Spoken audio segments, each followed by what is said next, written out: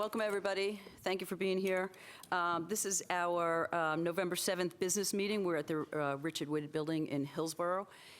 Thank you for joining us. And I just want to start off by congratulating all the folks that won their election on Tuesday. That's why we're here on Thursday, because Tuesday was Election Day, as you know. I also, speaking for the board, we all know how hard it is to run. We want to thank all those folks that put their names in to run. That might have fallen a little bit short, but put in just as much hard work as everybody else. So we really appreciate all those folks out there. So thank you. I am not going to read the public charge, but you all know that this is a room of respect, and we respect each other here, and we appreciate if you did the same. With that, I'm going to ask if we have any additions or changes to the agenda. Okay, folks, if you look right, we will have an additional closed session that I've been made aware of, and this is matters related to the location or expansion of industries or other businesses in the area served by public body, including agreement on a tentative list of economic development incentives that may be offered the public body in negotiations, NCGS 143-318.11A4, and I just need a motion to add that to our closed session. Second. So moved and second. All those in favor? Aye. Against? Okay, thank you. We're going to move right into our arts moment. Welcome, Tinka. Hi, I'm Tinka Jordy with the Orange County Arts Commission, and I'm here to introduce Arshia Simkin, who is a graduate of North Carolina State University, their MFA program in creative writing. She writes stories about her Pakistani heritage and about contemporary American society. Prior to attending NC State's MFA program, she was a staff attorney at a legal aid firm in upstate New York, where she represented survivors of domestic violence. Currently, she is co-founder of the Red Bud Writing Project, the Triangle's only adult education creative writing school, where she offers 6-week courses in memoir, fiction, and poetry. Arshia? Welcome. Thank you. I'm going to read from a piece called Baby Talk. It's about a baby that can talk. Sometimes the baby talks with sophistication. Do you find it credible? It says. What ineptitude? It says. Sometimes it babbles in deliberate incoherence, saying also goo goo gaga. Ronnie finds the babbling to be an insult to both of their intelligences. Don't be a little brat, she whispers down toward it. Brat has a special significance for her. Her sister Sam always called her that, and it always made her cry, but now she sees the utility of the word. The plosive B, which can be made with a nose scrunched and the lips puckered, the harsh feral R, the abrupt dismissive T all work together in harmony. Brat, brat, bratty, brat, brat. And immediately, anything Ronnie could say in response would be inadequate. She was just an annoying little brat who needed to get a life. Or if not a brat, then a freak of nature on at least one occasion when she had borrowed Sam's hairbrush and left it on the kitchen table with her own hair tangled in it. You're just like your father, she says, rubbing her nearly flat stomach. Paul was a stinky pants. When the baby responds by blowing a raspberry, she says, see what I care. It's okay to talk to the baby like this. It's a baby after all. It can't ever hate her. It has to love her. She is letting it live rent-free, literally, inside of herself, with free food, free entertainment. Does it help with the internet bill? No, it doesn't. So yeah, maybe if it could be a little less of a brat and a little more grateful, she would certainly appreciate it. Is she afraid it will be scarred by her words? No, she isn't. It knows she is teasing. It has a sense of humor, and it can take a joke. And most importantly, they are on the same team. That is how she and Sam came into existence. Her parents have told them many times, because they wanted a bigger team. 2 is fine, they said, but 4 is even better. Double the fun. They punctuate this with identical toothy grins. Double the trouble. They live next door to their parents' best friends, Donnie and Jenny Dewey, and every summer until Sam was 15 and threatened to put her foot through the racket, they wore matching t-shirts that said Team Ahmed and played badminton against Team Dewey. You have to have a team, her parents said. Isn't it so nice to have a team, they said, holding glasses of too large orange juice against their sweaty foreheads. Ronnie even remembers thick, fuzzy sweatbands around their wrists and foreheads, but she isn't sure if this is something she has seen on TV and overlaid onto the memory. Ronnie has failed in this respect. She has no team. Nobody wears matching t-shirts with her. She has failed at so many things. True and deep friendship, being a good daughter who calls home every week, holding the attention of boys and men, creating traditions, having interesting opinions, running a marathon. She has never even signed up for one. Being alone, being artistic, being clever, flossing, having symmetrical features, applying mascara correctly, washing her hands before putting her contacts in, washing her bras often enough, dressing stylishly, having voluminous hair, eating enough vegetables, drinking enough water. Hydration is so important for clear skin.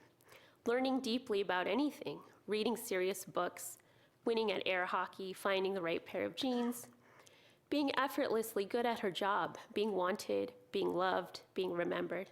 But the baby is new and fresh, and it has not failed at anything yet. Thank you.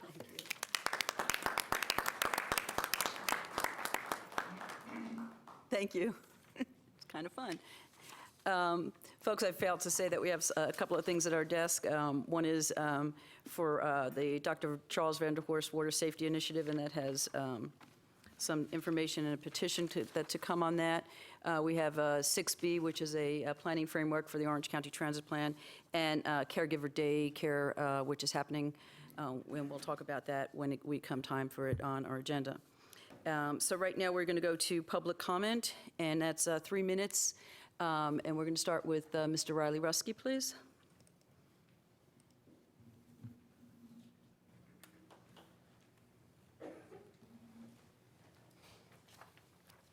Good evening. Good evening. 9 weeks ago, on September 3rd, a petition was submitted to the board requesting that they start every meeting with the Pledge of Allegiance. The petition was supported by a majority of the citizens in attendance at the meeting. However, the board has not yet publicly discussed and voted on this petition. In a few days, many citizens will celebrate Veterans Day. They will be thankful for all the millions of living military men and women who have served their nation and survived the horrors of war and the passage of time. The veterans will also remember their comrades lost in battle into the relentless flow of years. These brave military men and women not only pledged their allegiance to our flag and country, they pledged their lives and the well-being of their families to defend our Constitution and nation. Is it too much to ask our commissioners to recite the Pledge of Allegiance at the start of every meeting? Let me demonstrate how to do it, and all citizens present are invited to join me. First, stand and face the American flag. Second, men remove their headgear. Third, place your right hand over your heart and recite with me. I pledge allegiance to the flag of the United States of America and to the republic for which it stands, one nation under God, indivisible, with liberty and justice for all. Now, isn't that uplifting and unifying? Doesn't that serve a civic need in our country? Won't at least one of the commissioners be brave enough to bring this petition into discussion and vote at tonight's meeting? Do the right thing, commissioners. Thank you, Mr. Ruski. And also, thank you for attending the HRC event last week. It was nice to have you there in the audience. Very painful business. Jonathan Klein, followed by Meg Pomeritz.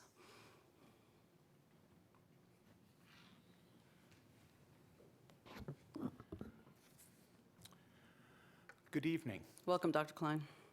I'd like to present to you the Dr. Charles Van der Horst Water Safety Initiative, also known as Swim for Charlie. My name is John Klein. I'm a 35-year resident of Orange County and a family physician practicing in Hillsborough. I have training in public health and have served on the Board of Health for Orange County. I was the first chairman of the Orange County Schools Health Advisory Committee, and I am chair of Swim for Charlie. I was his friend and training partner for over 30 years. Charlie was a world-renowned infectious disease expert, social justice activist, philanthropist, humanitarian. He was a force for good as he tirelessly worked to improve the lives of vulnerable populations. His death during a marathon swim in the Hudson River this summer was the impetus for this initiative. In keeping with Charlie's love for swimming, values, and interest with youth, fellow swimmers and friends of Charlie have formed this 501c3 nonprofit charitable organization.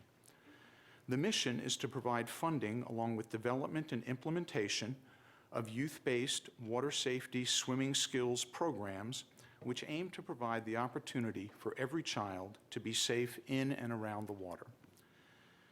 We are collaborating with the Orange County Schools and the Orange County Sportsplex to transport second graders during the school day to the pool for water safety and swimming instruction.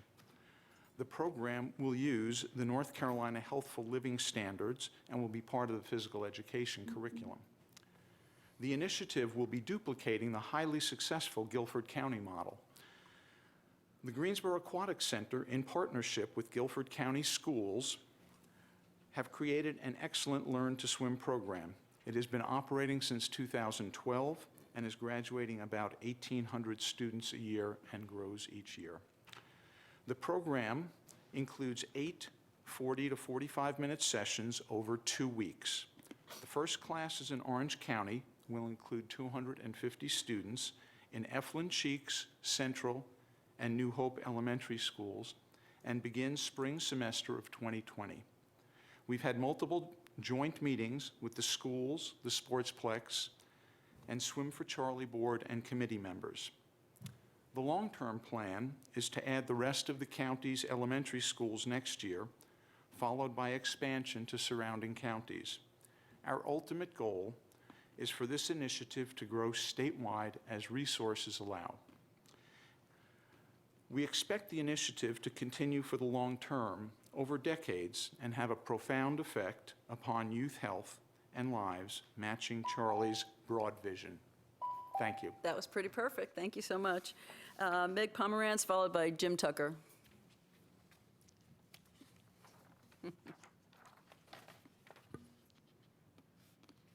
Good evening. My name is Meg Pomerantz, and I'm also here to speak to you about the Charles Vanderhorst Water Safety Initiative. I'm currently the Executive Director of Girls on the Run of the Triangle, a physical activity-based positive youth development program that serves girls in grades 3 through 8 in Wake, Durham, and Orange counties. I have seen firsthand how a well-structured youth program can change the lives of children in our community.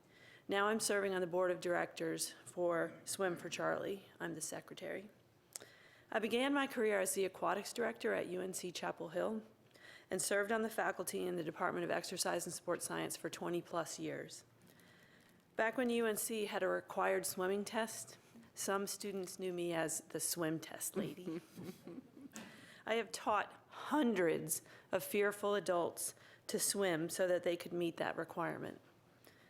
I still run into past students who warmly greet me and tell me what an impact learning to swim has had on their life. I can tell you for certain that it's much easier to teach a 7-year-old to swim and to be safe around the water than it is to teach a fearful adult, even if the 7-year-old is afraid. In general, the #1 reason why people learn how to swim is because his or her parent knows how to swim, and they get them into swimming lessons. According to the CDC, childhood drownings are one of the leading causes of death for children, and prevention programs that teach water safety and swimming skills have been shown to decrease that risk. Here's some related facts from a study published by USA Swimming Foundation. No child is ever water safe. The goal of swim lessons is to make children safer in and around the water. 79% of children in households with incomes less than $50,000 have little to no swimming ability. Research shows that 64% of African Americans, 45% of Hispanic and Latinos, and 40% of Caucasian children have little to no swimming ability. 10 people drowned each day in the United States. Formal swimming lessons reduce the likelihood of childhood drowning by 88%. In 2015, the World Health Organization called drowning a major public health problem worldwide. We, the Board of Directors for Swim for Charlie, are confident that providing these Learn to Swim programs in which children also learn basic water safety and swimming skills will be helping to keep the children of our community safer in and around the water. Thank you for your time. Thank you so much. Jim Tucker, followed by Seamus Neal.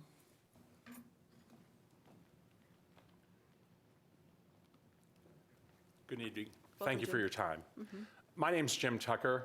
I'm a 22-year resident of Orange County and was a 20-year swimming friend of Charlie Vanderhorst.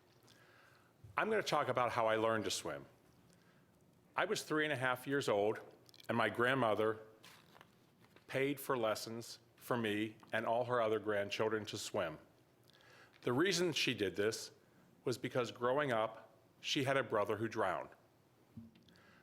I think the Swim for Charlie initiative can give us the opportunity in Orange County not only to change the history, the family history of one family, but also encourage families through boating, through fishing, and through other activities around water to build great family memories. I've had the privilege of serving on the Community Home Trust Board, and similar to Orange County's now national reputation as an affordable housing expert, I think the same could happen with the Swim for Charlie initiative. I understand how a public-private initiative can really grow and start in this county. We have 3 schools, and that's how we're going to start. And with your help, we'd like to grow this school by school, county by county, across the state, and be a recognized leader in water safety initiative. The petition I'm going to submit tonight is for the county commissioners to consider a funding and basically a pool rental waiver for the Sportsplex during the day so that the Swim for Charlie initiative can get off the ground both this spring as well as for the 2020-2021 school year. Thank you for your time. Thank you, Mr. Tucker. That petition could go to the clerk right there. Thank you. Seamus Neal? Or Neal?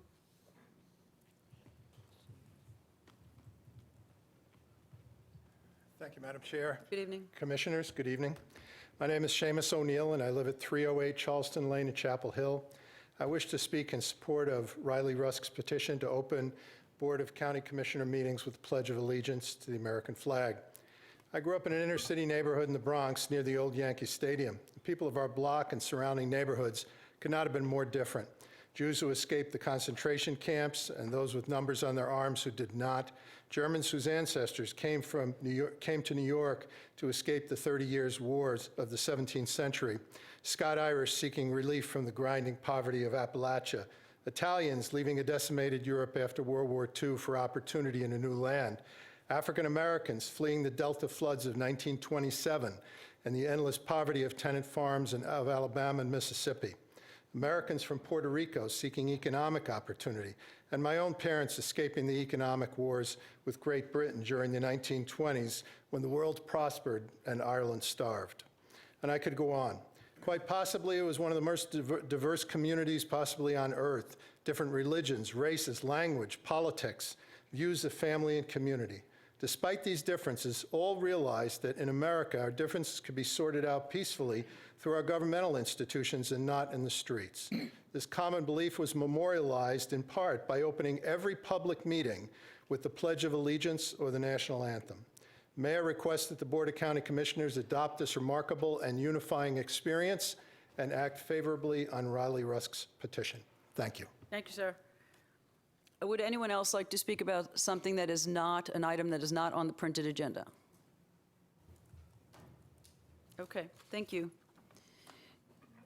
We're going to move on to announcements, petitions, and comments by board members, 3 minutes per commissioner, and let's start with Commissioner Bedford, please. Thank you.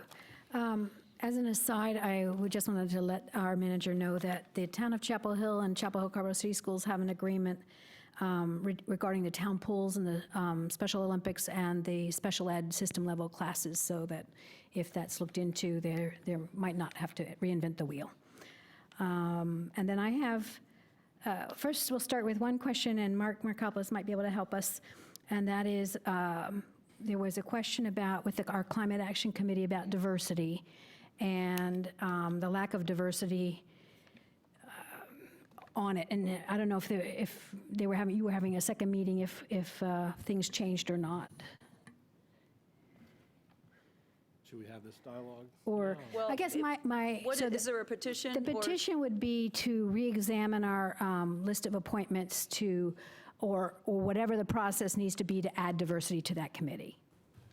Okay, We can have a longer discussion later, but I'll just tell you that we sent out a list of roster spots to be filled by governments and agencies around the county, and they made the appointments. And we had a lot of diversity in the groups that we invited to participate. And we had a lot of people that didn't show up at the first meeting. And we did have a really good discussion at the second meeting, and we've, all the governments and agencies in the county have a strong commitment to diversity. So we're right on track.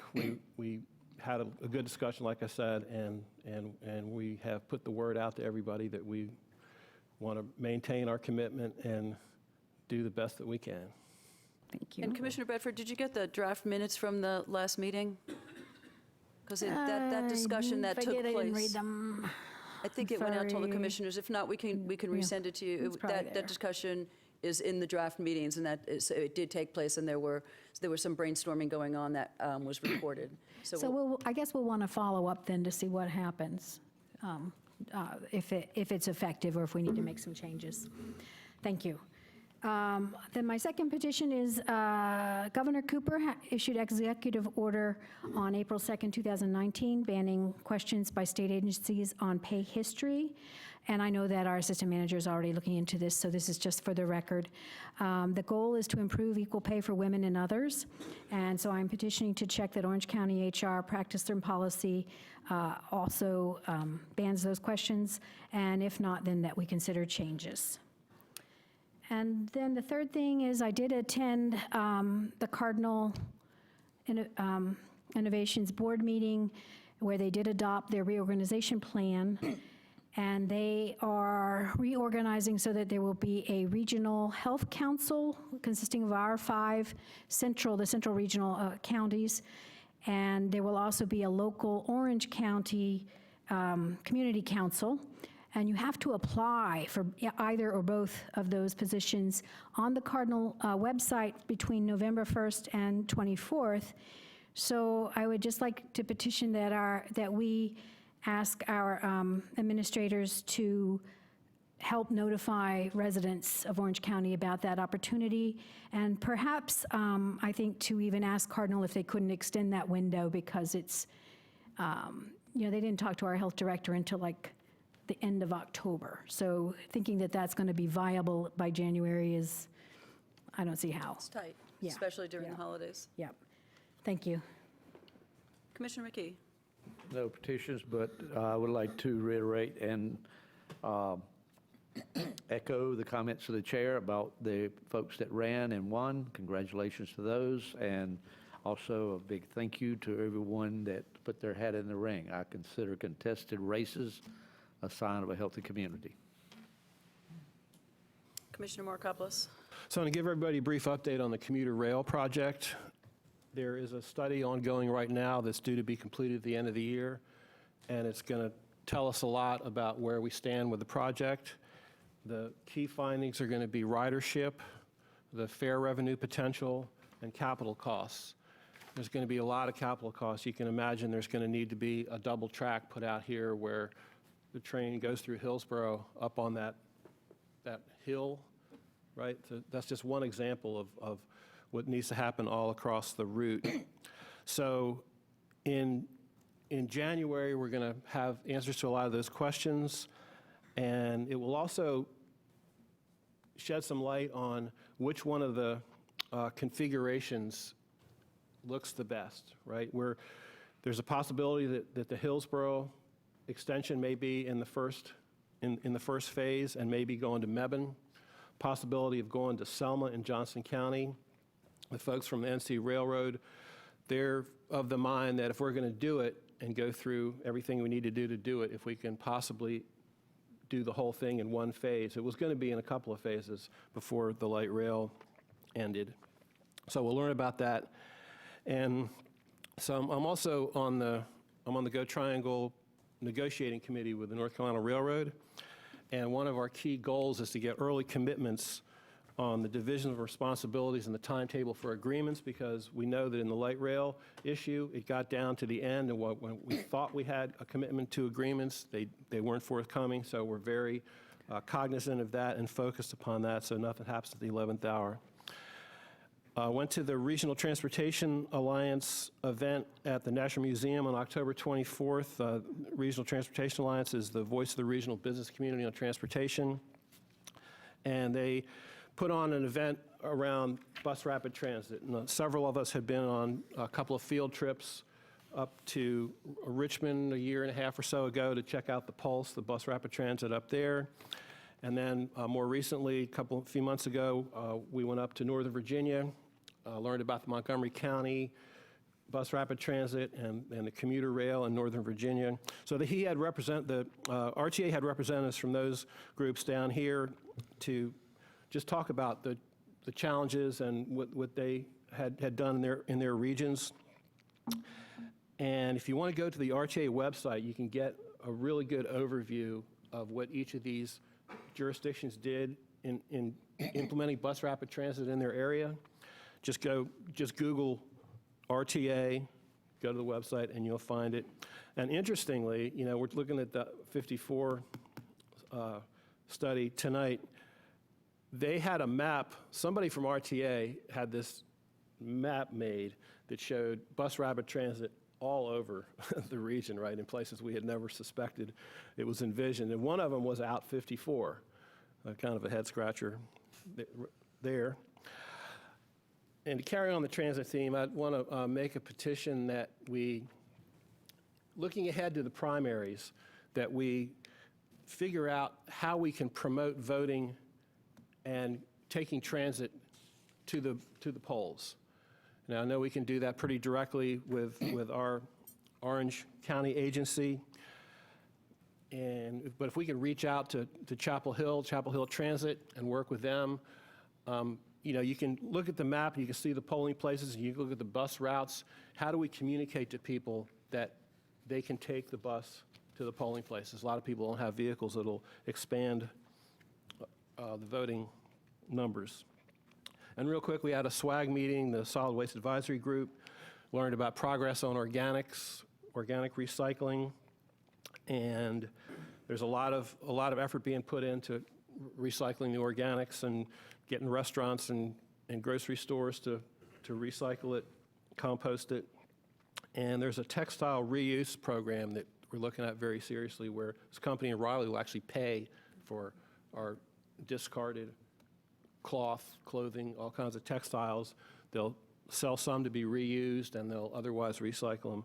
So that's a pretty exciting development. A lot of good stuff going on in solid waste. Thanks. Thank you. Commissioner Price? Yes, first I want to thank everyone that helped put together the Farm to School tour, and it was very impressive to see the community gardens that are going on in the schools. And Commissioner Green was there, and Commissioner Markopoulos, and we got to see, really starting the children young to understand and respect farming and agriculture and the environment. We also had a couple days later, we had a tour of the Chapel Hill High School, the new construction, as well as looking at some of the older sections and how that's going to connect, and it's going to be a nice space. And I just want to thank everyone that made that tour possible. The Veterans Day program is on, well, actually, there are 2 programs in honor of Veterans Day. On Saturday is the Ranger Up, a grappling tournament, and that's going to be at Chapel Hill High School, and it's all day. And then on Monday at 11 o'clock, at the weather permitting, we'll be at the site of the Veterans Memorial. If not, we'll be inside at Southern Human Services Center. We'll have our Veterans Day program, and our keynote speaker is Congressman David Price. Then as to the elections, first of all, I also want to congratulate everyone that ran and everyone that won, including the 2 people in the audience here. And it was an exciting night, I'll say that much. Then I did talk to our Director of Elections, the Board of Elections, Rachel Raper, and she informed me that on December 5th, that there will be a meeting where they will be deciding on the hours for the weekend voting in the 2020 primary. And that, of course, is contingent upon the governor signing the legislation that's on his desk about the early voting for next year. And that's it. Thank you. Commissioner Dorson, you look very handsome tonight. Thank you. Oh. That's very kind of you to say. Doing my best. I just wanted, a few weeks ago, I made a petition about universal pre-K and looking into that, and I just wanted to note that our colleagues across the county line in Durham are moving forward with a universal pre-K program. So, you know, we can learn a lot from what they're doing. It's worth noting that they're part of the motivation for that is racial equity and the issue of access to quality pre-K programs and how that the inequitable access forecasts the kind of racial disparities that we see so prevalently in the Chapel Hill Carborough system. They're working with providers. They're putting funds in to supplement the salaries of preschool teachers, to bring them up to the pay scale of Durham public school teachers. They're investing in professional development, curriculum, support for certification, supporting a pipeline of pre-K educators.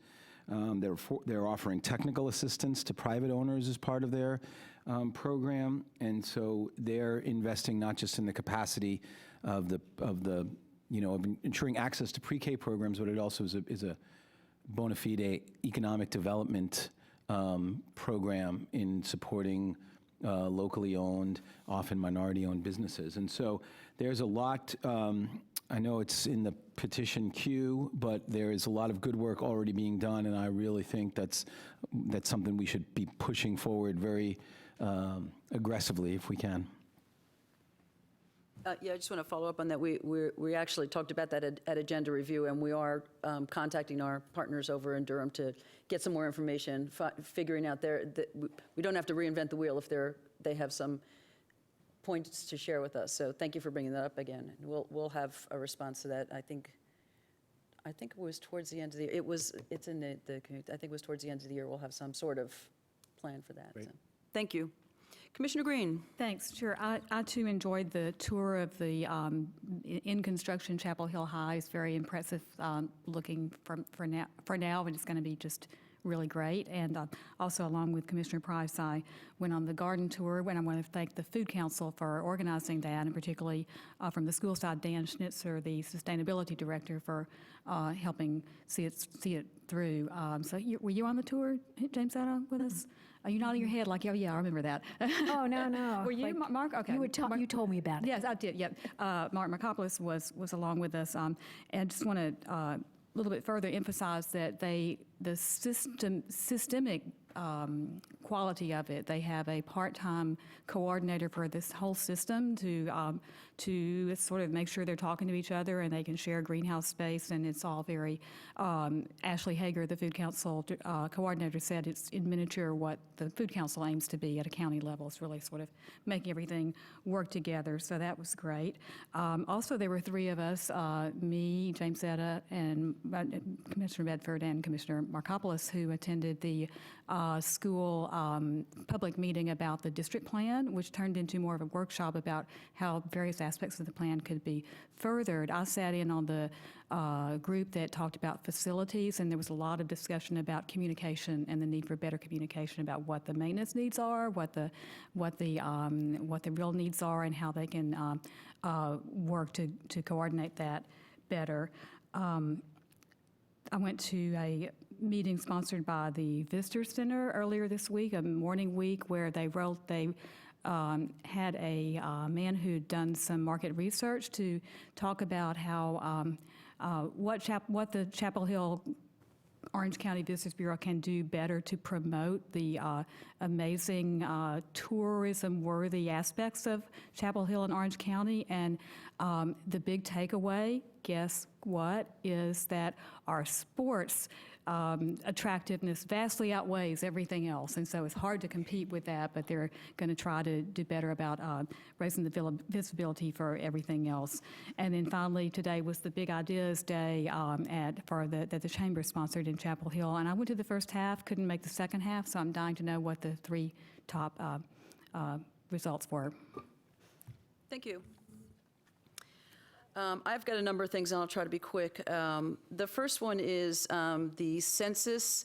I petitioned for a report on that already once, and we haven't seen anything on that. And there was the Daily Tar Heel did reported out on that, and Karen Stegman was interviewed for that. And I did speak with Karen to talk a little bit about what's going on. So it would be really good for us to have something. We're 6 months away now, and we have not been able, as the commissioners, to talk about this or put any input into it. So I think it's, I'm sorry? I can respond to that. You asked for a report for the Assembly of Governments.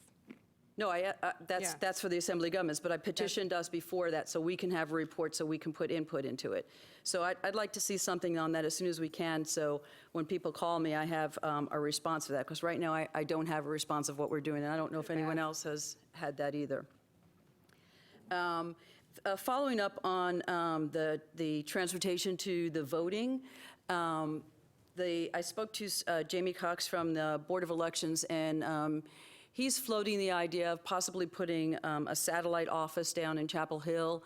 And the reason for this of the BOE office is because we are going to need IDs for the 2020 election, and folks from Chapel Hill don't necessarily have a way to get up to Hillsborough to get those IDs. And the BOE in Hillsborough will give you a free ID, but you have to get to Hillsborough to be there to do it. The manager and I talked a little bit about this, and we don't know about where this can be, but it needs to be on a transit line. It needs to be a place where we can tell folks to go get their ID, and it needs to happen fairly soon because the election is March 3rd. So this petition is just to hopefully find a space that we could either temporarily or hold on to for some time, but to make sure that folks get that ID. Also, there were a number of people that asked me about the BOE website during elections. There are things that were a little bit quirky and they couldn't find things. And even for me, sometimes it was a little bit difficult. And the state website went down. People didn't know where their precinct was. So I think we just need to be a little bit more mindful because it is going to be confusing in March because we're going to have the IDs. We're going to have people all over the place not understanding where they need to be and what they need to show. So I would just like to make sure that we make this easier. Let's see. I went to the conference on the Wealth Gap conference, and Commissioner Dorsey, I'm glad you brought up the universal pre-K again, because it was a 2-day conference. The second day was trying to figure out solutions about the wealth gap. Lots of good people speaking about it. But the main thing that sort of stayed with me was what they called the income achievement gap. And that fell in all aspects of people's lives that are in poverty, but especially in schools. And something that you said last week at the HRC event that really struck with me, and then again it was repeated, was that we need to be mindful of our policies, because sometimes the policy looks really good on paper, but the outcome isn't necessarily what we think is going to happen. And this is what's happening in North Carolina, the policy to not fund education for every child at the same rate, leaves us with this big disparity. So Chapel Hill schools are getting, students are getting about $5,000 per student. There are counties in North Carolina where they're only getting $400 a student. So think about that, $5,000 versus $400. It's just not right. The policies in the state are not working. But it was a really good conference. I've got a lot more on that. If anyone wants to get an update on them, I'm happy to talk about that. I also got a call from someone about the trades and the possibility of starting a high school for just the trades. And I know that we put that $20,000 in to do research on that. So I was just wondering where we are with that, and if the idea of possibly having some sort of formal high school for the trades. We're referring to East Chapel Hill High, where they have 8% of kids that will not go to college. And right now in Orange County, we don't have any way of pushing them to the next level of learning the trades. So I know that we're doing some research on that. So I just wanted to add that to that research. Let's see. Yeah, sorry, I should have passed this out before. This is, I got a number of calls about something that was posted, and this was about the school, one of the schools, and I got a call from a couple of parents and didn't really know how to respond to it, so I called Paul Lawton and asked him if I could meet with him, and Commissioner Markopoulos came with me, and we got our budget booster shot from Paul. We spent an hour and a half with him, and it was really enlightening because and I'm just going to pick on one of the schools. It was Phillips, where there was some water infiltration, and I just wanted to show everyone that we had that in our budget. There was $175,000 that this board allocated as per the schools for that water infiltration, and that is on page 474 of our budget, as well as page 441 of our budget. Again, it does say to correct water infiltration at Phillips Middle School, and this board voted on that. There was $933,000 in that budget. Any amount of that money could have been used to fix that situation, and it wasn't. So there was water that was coming into the school once again. Overall, our budget for CIP in schools was $34 million. This board voted on that, and $20 million went over to Orange County Schools immediately for their bond. That left $14 million left to spend on repairs to schools. So that is not what my petition is. My petition is, and Paul was going to help us on this, but I want to make sure that everybody understood what the petition is, for us to sort of get a quarterly report from the schools to let us know when they're doing maintenance and what they have completed. It would help us understand what's going on, and then we can talk to folks when they call us and so we don't say, okay, I don't know what we're working on, I don't know what happened. Also, there's a whole CIP section in the back of our budget that, again, I needed that booster shot to guide me back to that. And Commissioner Markopoulos, you were there. Do you have anything to add to that? Well, I think it's a really good idea. It's not going to solve everything, but one of the things that caused this this little flap about why doesn't the county provide money for maintenance when, in fact, it had been budgeted and it was there and it had not been utilized yet. At least to have a quarterly report can get the information out in public. Not everybody's going to see it, but more people will see it than are seeing it now. And hopefully it goes to the school boards as well so they can keep track of what was done. And, this money is the end result of a negotiation between the staff of the schools and the staff of the county, and they work together on crafting this budget and try to meet all the needs that can be met realistically. And this is just an example of where the money was there and people just jumped to the conclusion that since the water was coming in, that it must be because we didn't allot the money. And to the extent that we can provide information that clarifies those kind of things, we'll all be better off for it. Thank you. And then I have one last thing. It came out of... Can I just ask a question about this? Because I just want to be clear what you're saying. So they asked for money to do these improvements, including this problem with water at Phillips. Yes. And we gave them that money. We budgeted the money and we voted on it. It was budgeted. Yes. And they just haven't gotten to doing that? I mean, there's not...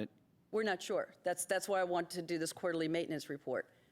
We don't know, and when we spoke with Paul, he told us that the way that the receipts come in, he knows that there's a certain amount in the budget, and the receipts come into the county moves the money over to the school. But we don't know exactly until the end of the year when Paul does, reconciliation with everything that it was on our list the prior year. We don't know if that maintenance is being done or not. We don't, and it's not for us to decide, right? We give the schools the money, and then they decide how to use that money. Right, so I'm just trying to, so we don't know what the answer is, right? They may still use the money to fix this problem. That's right. And we just don't know if they have or not, but we also don't know, I mean, once we give it to them, I mean, this is true for anything, they can decide, oh, there's a different priority, and that's not instead of the water at Phillips, it's some other problem that we need to fix. That's right, and that's why I printed that second page out with the $900,000, because any of that money could be moved around to do exactly what you're saying. I think Jim Zetta wants to add something. The good news is that when we took the tour of Chapel Hill High School, one of the contractors announced that they are already working on the problem at Phillips. They started, the flooding was on Tuesday when we had a torrential rain, Right. and on Thursday they did start the repairs, and he described it to me, but I'm not a contractor, so I really couldn't tell you, but some things, pipes were rotted that go into a overflow drain, other things where it comes down the side of the building, the mortar was missing. So they're working on it. Yeah, it's a It is in stormwater mitigation process. problem, and they've known it for many, many years. So it is stormwater. When they put the annex on, they didn't mitigate the stormwater properly, and that's why it's flooding. Right, and they also, but the schools did spend over $1 million when I was on that board to try and address the problem. And unfortunately, I think it's going to be like what we have on consent, that they're going to have to do more extensive analysis, just like at the Link Center, to determine what really needs to be Right. done. And so this petition isn't really about that. This petition is just for us to understand what projects are in the works or not in the works, so we can talk to people that call us. That's what this is really about. And we'll get a chance to do this all over again as our budget season comes up.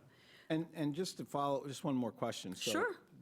This is just a general, not about this particular thing. So the schools give us a budget, a proposed budget. We fund whatever we choose to, whatever the amount is. And then, if it's less than they wanted, they have to make adjustments, and they have to, spend this and not that. But do we ever get like an actual back? Like when they submit the budget the next year, do they say, you know what I mean? So like ordinarily you'd have a budget and then you'd say, here's the actuals. We didn't spend this, we spent that, we changed this because of like the priority shift because of there's an emergency. Do we get that? Paul, do you want to respond to that?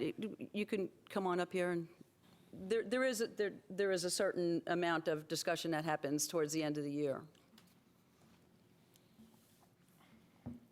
Yeah, probably not to that itemization. We do get it, we get their budget, and they do show actuals pretty much by purpose, but not in the detail of what we're talking about in the CIP as far as specific projects. You may have, in one particular project, like we saw in the classroom building improvements, you may have 5 or 6 different schools, but we don't get to that level of detail of what of those 5 or 6 items that were budgeted, what's the progress of those?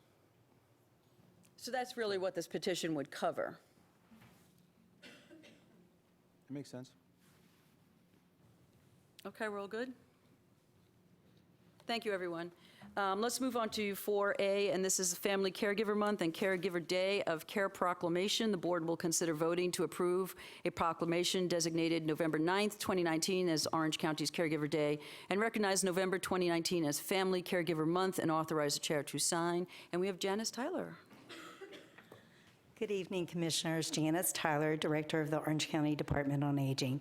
So this will be the first time that we have celebrated National Family Caregiver Month, so we are very excited about it. And I have with me this evening Sheila Evans, who would like to say a few words. She's representing the over 20,000 caregivers we have in our county. Welcome, Sheila. Thank you so much for having me tonight. Several years ago, my husband, who was a professor at UNC, developed dementia.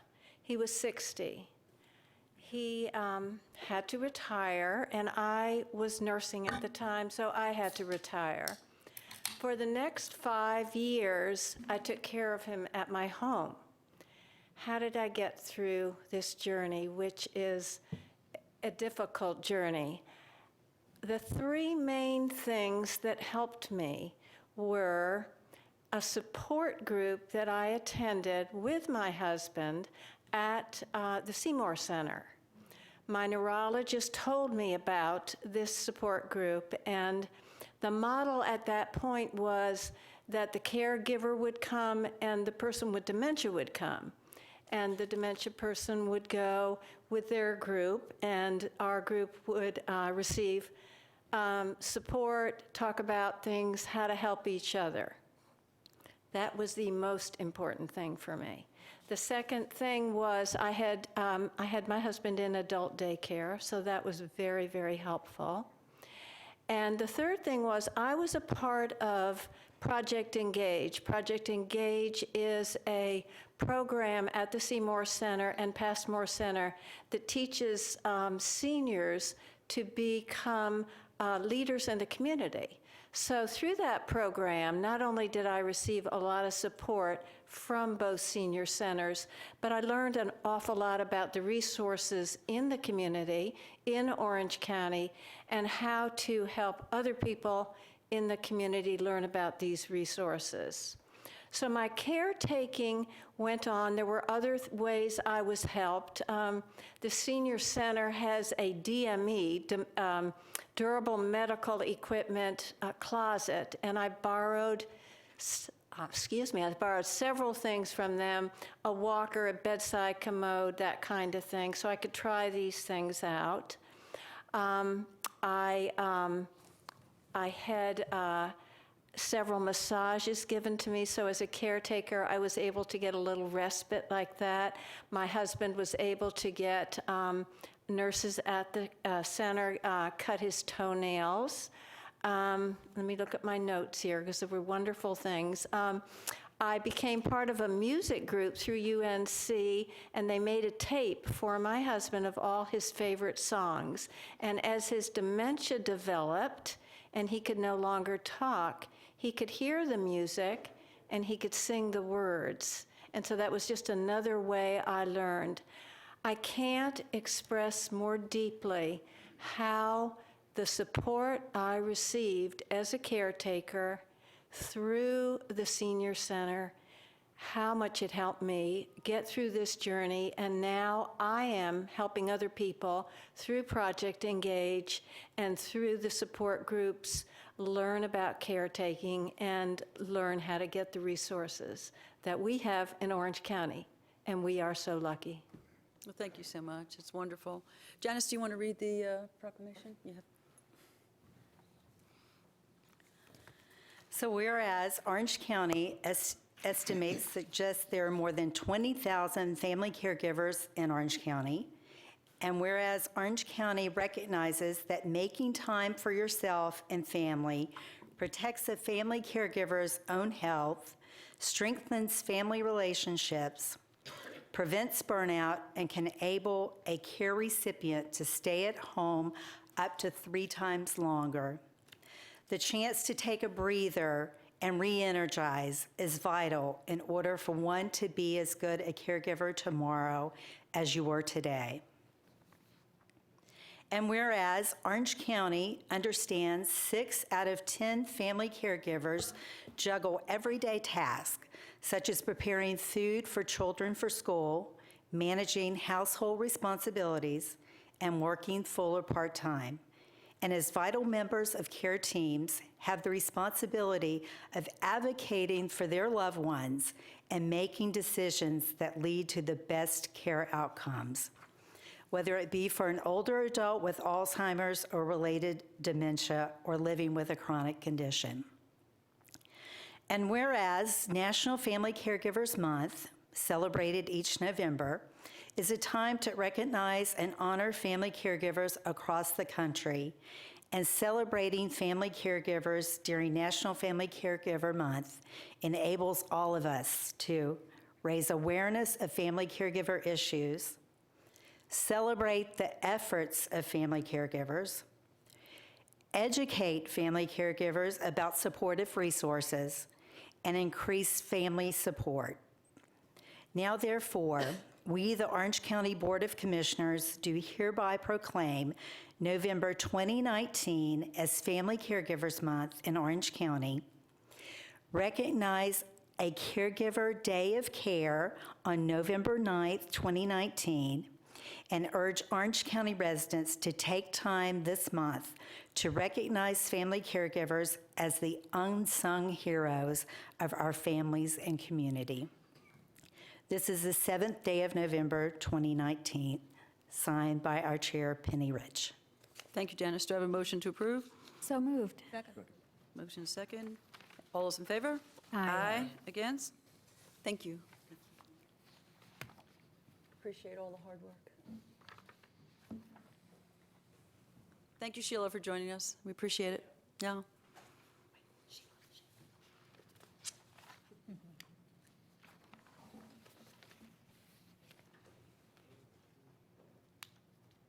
Okay, folks, there's no public hearing tonight, so we're going to move right on to the regular agenda. And this is 6A, the NC 54 West Corridor Study Phase 2. The board will receive a presentation on the NC 54 West Corridor Study from VHB, provide comments as appropriate, and consider endorsing the technical committee recommendations. And Nish is going to walk us through this, and I just want to make everyone aware that Mayor Lavelle and Mayor Pro Tem Stiles is here. If we have any questions or if you want to add to the presentation or comments, feel free after the presentation. Nish, take it away. Before I begin, I would also like to thank Matt Day from Tarpol from attending, Winetta from BGMPO is also here, and Aaron from DCACMPO is also here. Sorry, I didn't recognize. For answer any questions. We'll leave it you to may Nish have. to recognize you. Before I present, I would like to introduce VHB, the consultant who has been selected by the MPO and NCDOT to analyze NC 54 West from Carrboro to Graham. The study was started in September 2017 and was completed in November 2018, with every local government and regional agency having participated in both the MPO's and the consultant's public process. Since then, the MPO has contracted with VHB to provide additional information on the study. This includes trends and forecast, impact of widening on local roads, more information on transit on 54 and other improvements not on 54 that will reduce the demand, and additional public outreach. The additional analysis, a Phase 2 supplement to the final report, is included in your packet, as well as a link to the final report. Now I would introduce Donald Bryson from VHB to present the study, and I will return after he's completed his presentation to give you an update on the current steps and next steps of the process.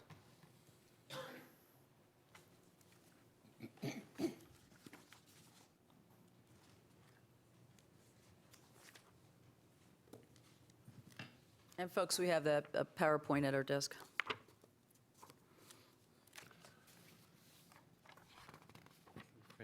Oh, sorry, that's transit. We don't have the PowerPoint at our desk.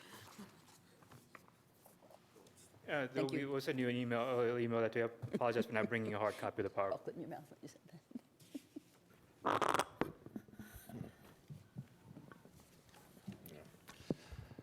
You're a little taller, Thank you. huh? Yeah, okay. this happens every time. Thank you for the opportunity to talk to you this evening. There's a lot to cover here, and I know Nish last year went over the original report. So I'm going to try to give enough context so that the supplement makes a little sense, and then also people who might not be as familiar with it. We were asked to look at this 20-mile corridor between Graham and Carrboro, look at existing plans, previous plans, kind of clarify what the long-term vision of the project was. And again, this is a long-term study. We're looking out to 2045. We wanted to look at safety, multimodal options, community character, environmental preservation, economic viability. I'm not going to get too much into that, the land use side, but we did make some recommendations there. The main thing we were trying to do is not even so much recommendations as to quantify the trade-offs of the different decisions. Look at low cost, low impact, things that could be done in the near term, where the corridor was going to end up in the long term, and what some supportive policies might be. We'll see, there are some projects underway that are being informed.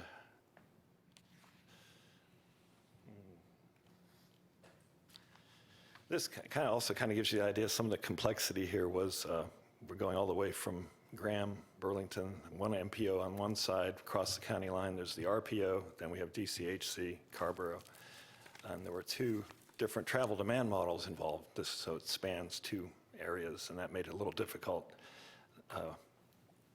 So we had to do some extra work there. We started in 2017. This kind of showed the existing conditions. There's the 5-lane section over in Alamance, and a lot more signals there. And this is kind of a quick color coding to see, the level of service in most of the intersections is pretty good.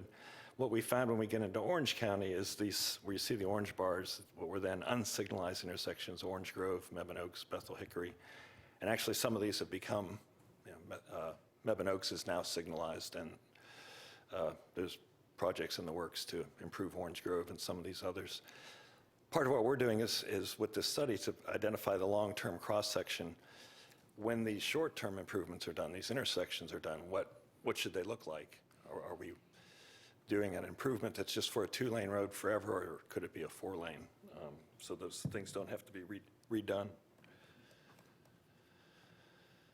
Now that was looking at the intersection, but there's long stretches, especially here on the Orange County side, that are still 2-lane rural highway, don't have signalized intersections, but they have a lot of driveways and intersections. What we found was this, what's shown in orange here, level of service E and F in the AM and PM peak hour. And that's mainly a factor of not being able to pass. It's dangerous curving, winding, a lot of driveways. It's hard to pass. And when that traffic increases and a couple of slow vehicles get in there, you get these very long lines. And you can really see that in the mornings and evenings. We also looked at the traffic growth. So going up to about 28,000 cars a day on the old Fayetteville Road side, 37,000 approaching on the I-40 side. So that's about a doubling of traffic on the Alamance side, not quite on Orange. We did see faster growth in the Alamance County side. Since this 2017, we've seen a few more recent counts, and actually the Alamance side is growing faster than we had predicted. The Orange is about the same. We're also working on the Burlington Graham MPO plan update and looking at their new model, and everything I'm seeing so far suggests even more growth there, especially around 119, new high school sited there, so residential and commercial growth in that area. What we concluded, just based on what we got from the model that was developed for these planning purposes, 4 lanes would eventually be needed throughout the corridor, but not all at the same time. It can be phased over a number of years. Maintaining access is going to be critical. I'll show you the cross sections we're looking at. This would be the more rural cross section, about 150 feet of right of way, 23-foot median. And a lot of that width is because of a shared use path along one side that would be bicycle, sidewalk, bicycle and pedestrians. In some places where it's already developed or a little more sensitive, or reasons we could tighten up with curb and gutter, a slower speed, and that's about 130 feet of right of way. Now, whether that would be on one side or the other or both, that remains to be seen. Then we went through the whole corridor and just identified various intersection improvements and where these cross sections would be appropriate.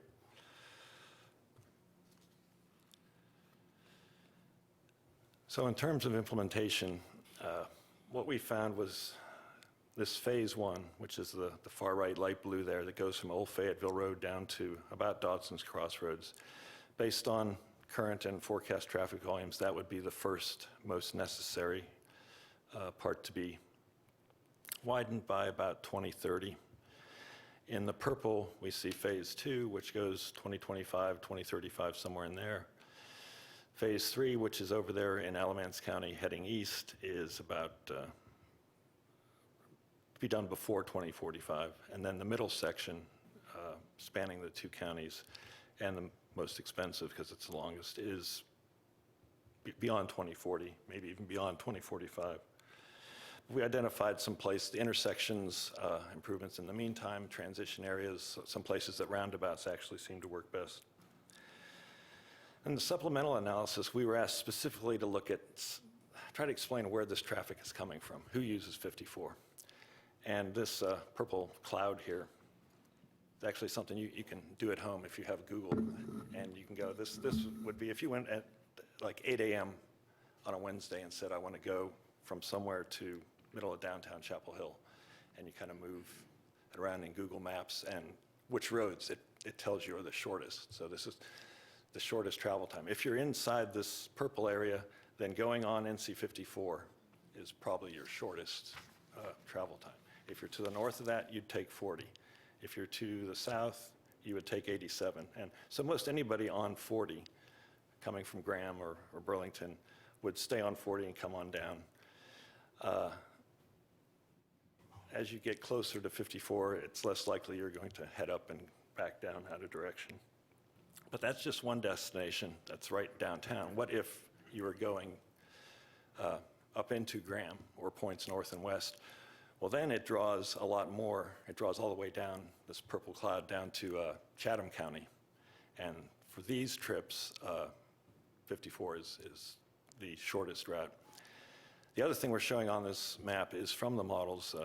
This is 100 residential units per each dot. The light orange are existing, the dark orange are future, 2045. So you can see there's a bunch on the Graham side, there's some down on the other side. Not a whole lot in the middle along this corridor, though. And flipping it around, if you were going down to Southern Village, this traffic all the way on from Graham and Burlington would tend to use 54 the whole way. The other thing we were asked to look at was what's the difference if this road is widened versus if it isn't. And so we looked at 2045 using the models. We assigned traffic without the road being widened, and then we introduced the widening and subtracted the two.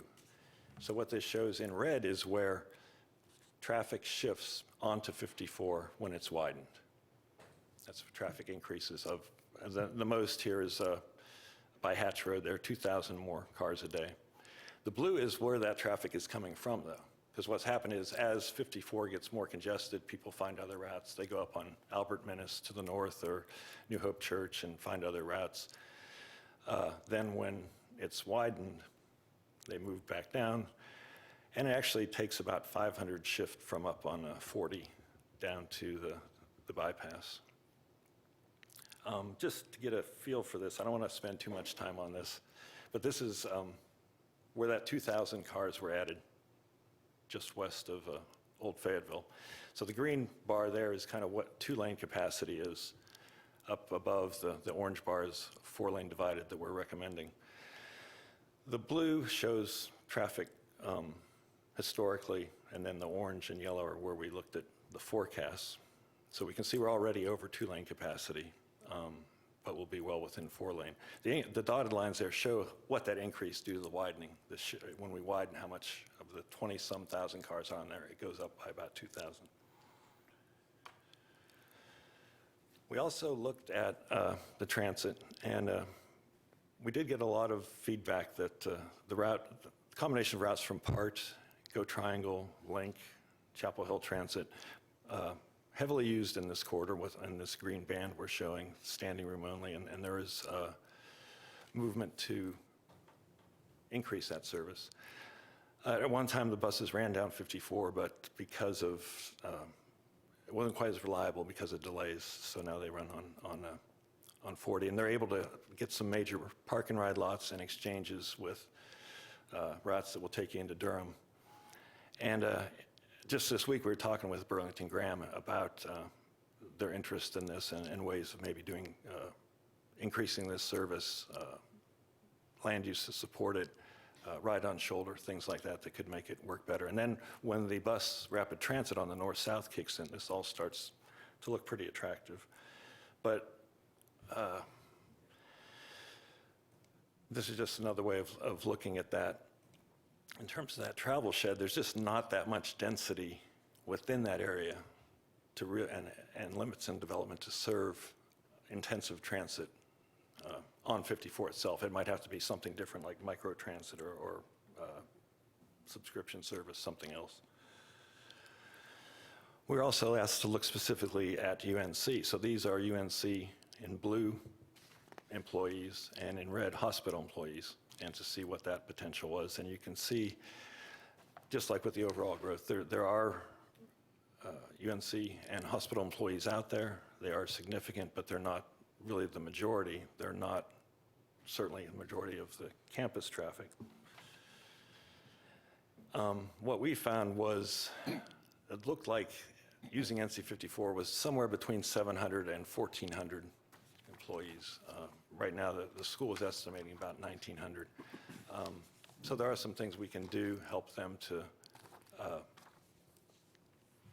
increase that and reduce traffic. But one of the things they found in their park and ride lots was that Eubanks and Southern Village were getting used a lot more because they had such better service, a shorter ride and more frequent service.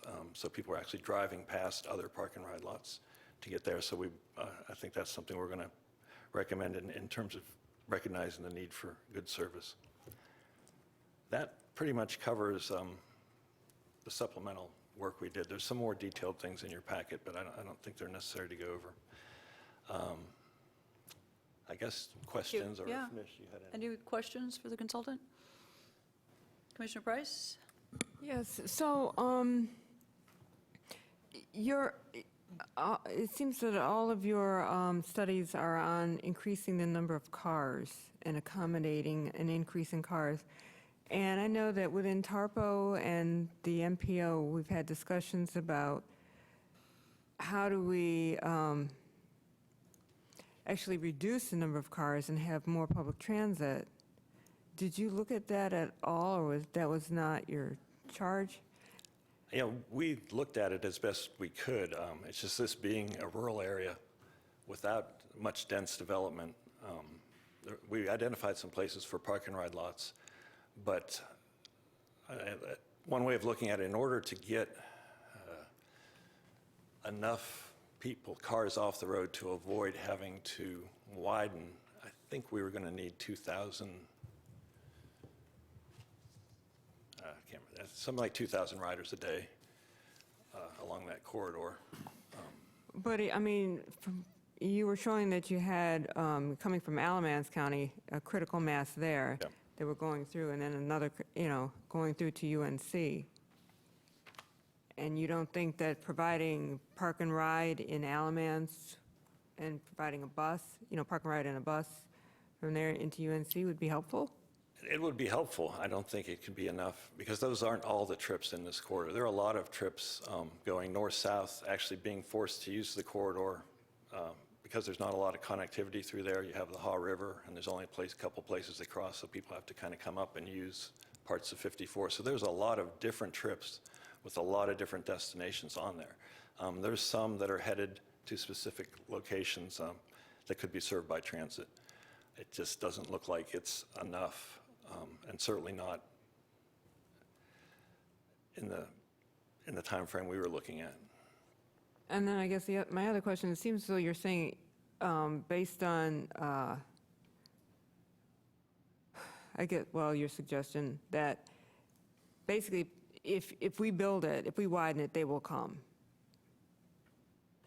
It's, because you're justifying the widening of 54, and then more cars will come.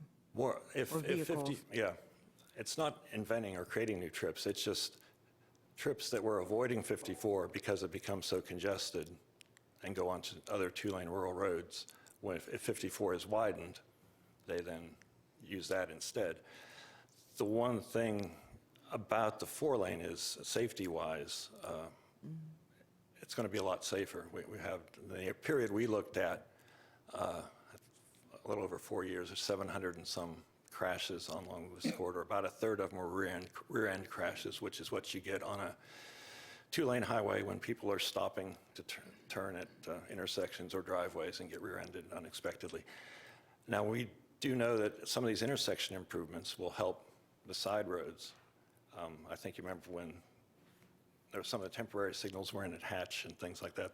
They will delay and slow down 54 for better or worse and kind of pack in the cars into platoons as they go signal to signal. Not quite clear what that impact will be, safety-wise. So there's trade-offs in both those. But yeah, the traffic does increase because people are shifting from these more two-lane rural roads onto a widened 54. Commissioner Markopoulos? So I live out in the suburbs of White Cross and spend a lot of time watching the cars go by on 54 at rush hour and thinking a lot about park and rides out there. And I've mentioned this before. I think it would be worth a pilot project to put in an inexpensive park and ride. It looked to me like Dotson's Crossroads was where the possible park and ride was in that area on the map. The roads weren't clearly No, it marked. was White Cross. At White Cross. and Mebane Oaks were ones. we There were was one looking up there. There was also one closer to town. I think it was at Dotson's, best I could tell. There was one There's three in that section. Yeah, the school asked us, would it be possible there at the park, Anderson Park? And Right, that was the one on the other end, Yeah, and there's that's one, a good location. one in the middle. So any rate, somewhere in there. between Dodson's and Yeah, yeah. I mean, Dotson's Crossroads would be a great place because the Kraken could use it for overflow parking in the evening. That's a traffic hazard in itself, with all the Priorities. cars parked around there. But at any rate, I think that, you make the point that maybe there's not enough, ridership to justify running buses down 54, but I'm pretty sure people would carpool if they had a chance to go to that park and ride and then go into town, carpool from that point on, save money, parking, gas. I think it'd be interesting to put an inexpensive park and ride in there and just do a gravel park and ride and just see how many people use it. And I'm betting that it will be pretty well used, and especially on game days, like Carolina game days, it's unbelievable. And that's when a bus could come out there and run shuttles. People would be happy to park out there. People are flowing in, from the west in a constant stream. I think you could put an inexpensive lot out there. The bus service wouldn't be inexpensive. You're going about 10 miles out and back, compared to other places where you could run a bus 10 miles and get more people. That's kind of what the school had seen anecdotally, that people were passing the Jones Ferry and Carborough Plaza parking lot to go all the way into Southern Village because it is a shorter, more frequent ride they could get. So you think even that distance there, that running a bus from the Dean Dome or Keenan Stadium would be impractical to drive out there? You'd have to run the numbers, but there is some break point where it starts to get too far. I think if there's other reasons to park there, that's why we looked at those as potential nodes that might develop. We know there'll probably be like a trailhead for Mountains to Sea Trail over there at Mebane Oaks and some Right. other reasons to have a parking lot That's there. a little farther out, yeah. Yeah. I don't, you all know better than I, but that's my observation. And really appreciate the Orange Grove Road improvements there. That really helps the flow. And, doing these preliminary or first phase improvements, I think, are going to really make a big difference at Dotson's and White Cross Road and, on down the line. That'll really help. And then we can figure out later on whether 4-lane road there makes sense. Additional questions? Commissioner Dorson? So can you pull up that slide where you show the cross-section?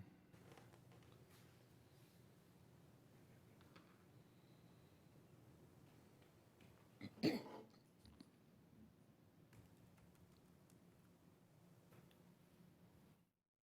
I pass it? I passed it.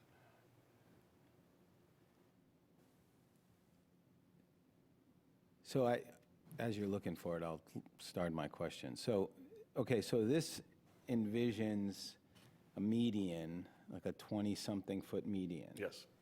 And then,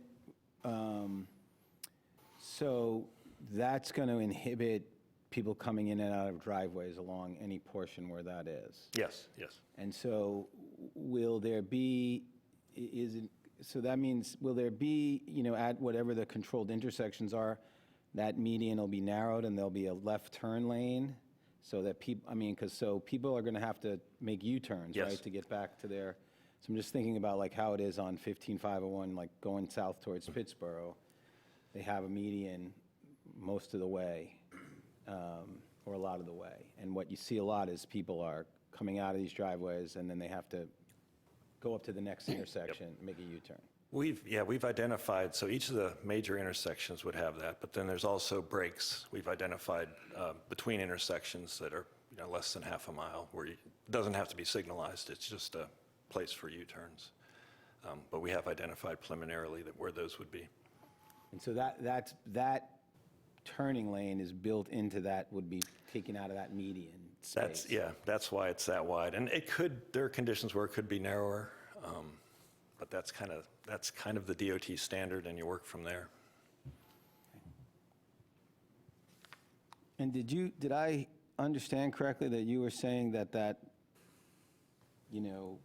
path, bike path, sidewalk, could be on one side or it could be on both sides, depending on, what the accessibility of the right-of-way? Yeah, it's going to be hard and expensive and probably unwarranted to put it on both. We found for most of Orange County, it seemed to work better on the north side. And then when you get into Alamance, there's a point where it might make sense to shift it to the south side. So if it is only on one side, then and maybe this is in there, there's got to be some more enhanced safe crossings for people who want to get, if you're starting on the whatever side it's not on, and you want to get to it, so you'll have to cross 54 to get to that. I don't know, there'll need to be some, whether it's in these signalized crossings or someplace else, but there's going to have to be some insurance that they can get to that path safely. Yes, that's true. Commissioner Green? Yeah, I'd like to ask you a little bit more about the sections where you talked about having curb and gutter, and to talk about why, what justifies that? There were some places where there were already clusters of businesses and things and parking up close to the road that it just is a tighter fit. And given that it is more commercial, then having that curb and gutter saves some parking, made a narrower right away. Also, through those, it would be 45 miles an hour. So if there are places where we wanted it to be slower, or even sometimes in a sensitive environmental area where we wanted to tighten things up, because again, that could also have a slightly narrower median. It's just the character of that area, if it is a little more suburban versus a little more rural. Okay, but you wouldn't, I guess my concern is I wouldn't want to be introducing curb and gutter in what's now rural, which would seem to me like it would encourage that area to be more urban.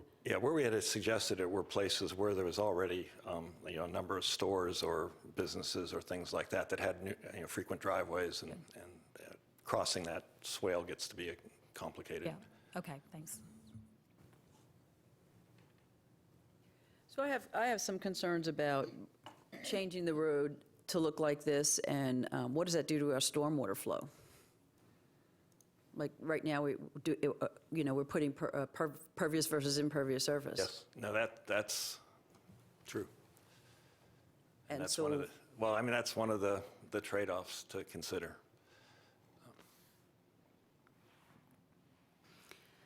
how do people cross the street now?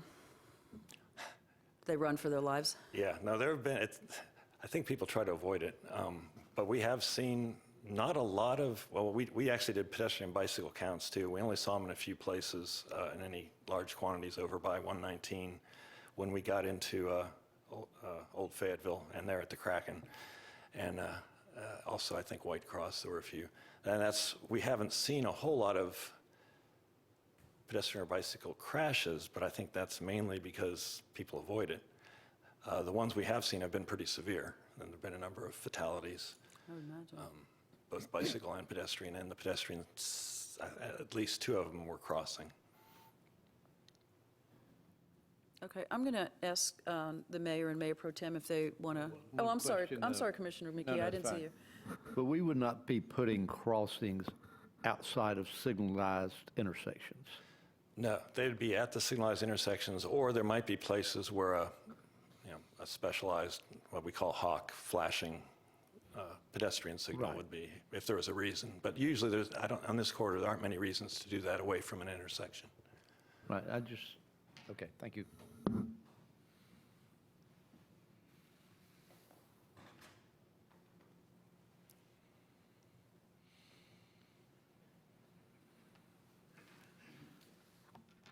Welcome, Damon. Good evening, thank you. Congratulations on your reelection. Thanks, you're stuck with me for another 4 years, I'm Yeah. afraid. My name's Damon Siles, I'm a Carborough alderman, and I represent the town of Carborough on the DCHC MPO board. Not sure, I'm happy to answer questions. I guess what I would say, just to keep things short, is that your staff presents to you a recommendation that you consider the MPO's technical committee recommendation.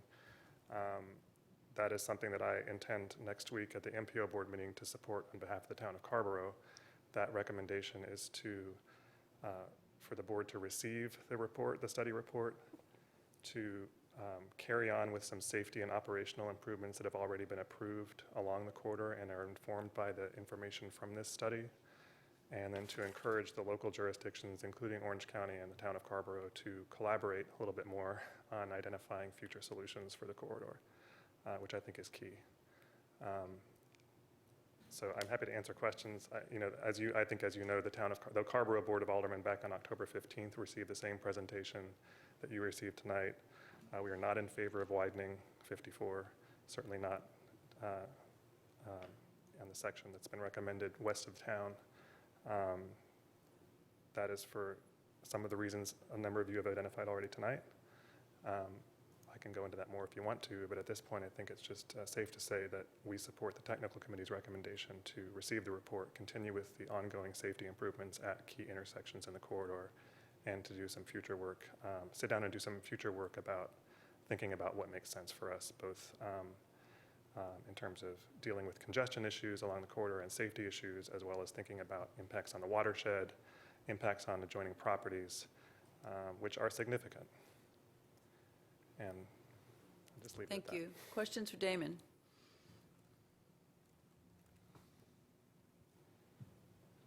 Okay, That was thank easy. you. Mayor Lavelle, do you want to add anything to that? He's got it. Okay, Thanks. thank you so much. I think, Damon, you had some of the same comments at the MPO when we first received this there. So those are all recorded as well if anyone wants to go back and read those minutes.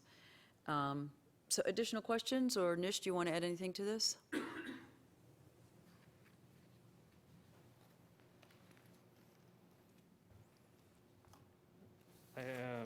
Talk about the recommendation, the manager's recommendation. Manager's recommendations, I have nothing to add.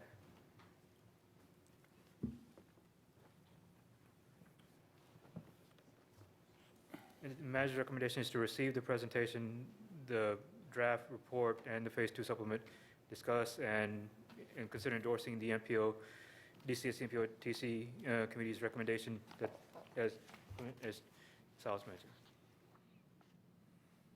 Okay, so this is in line with what Carborough is asking us to do to receive the presentation. We discussed it. Any more discussions or questions? We can move on to getting motion for this.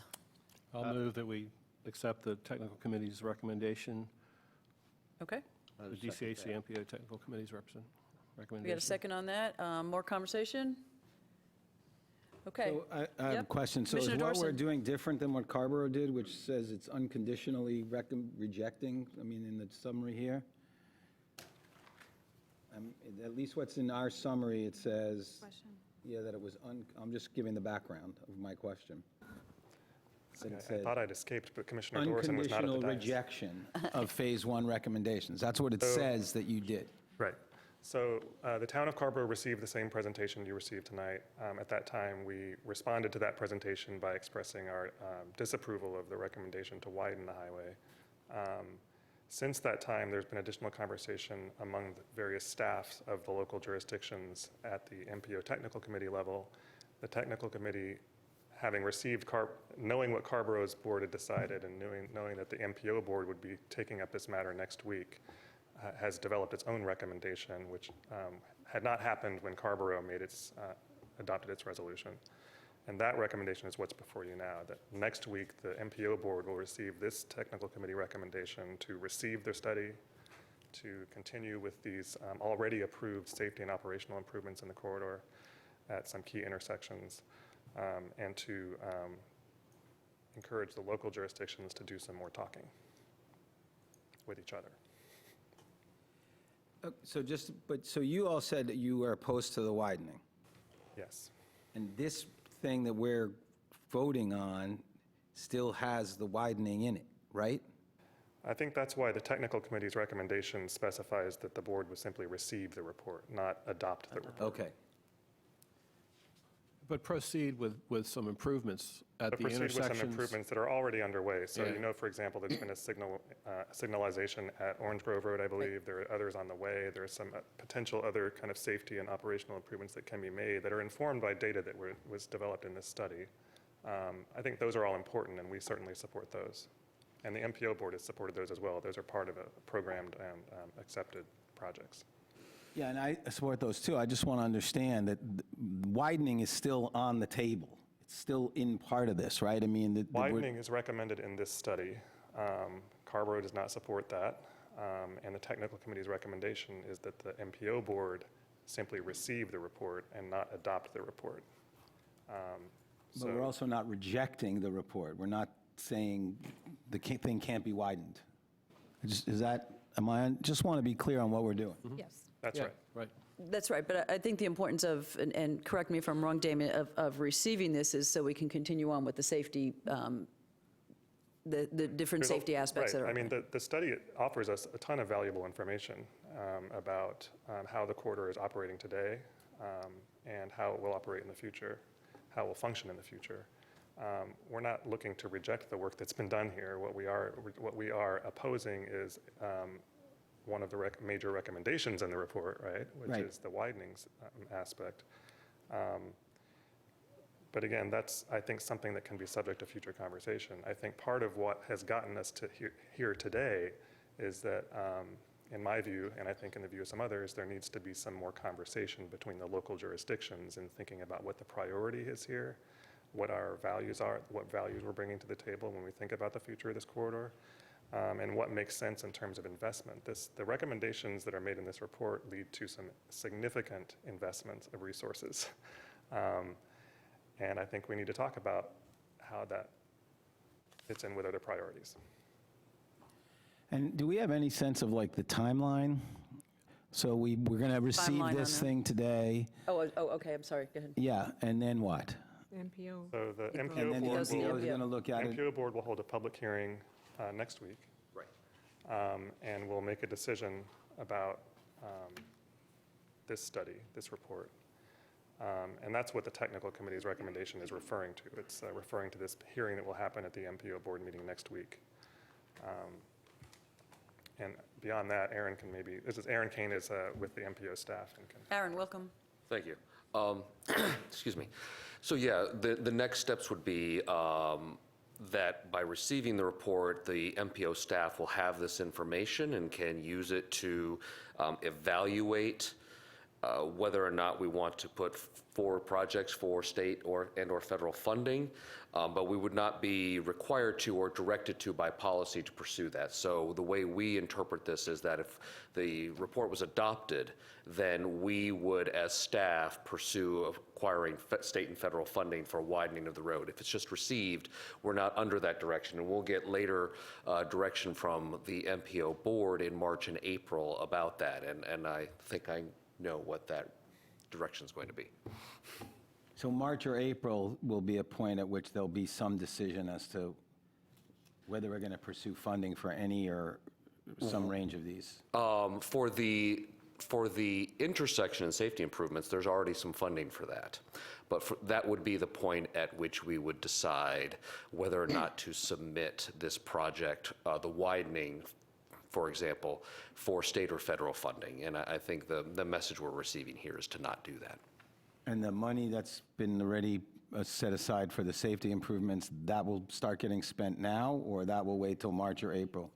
I believe it is scheduled for, I'm not going to remember this exactly off the top of my head.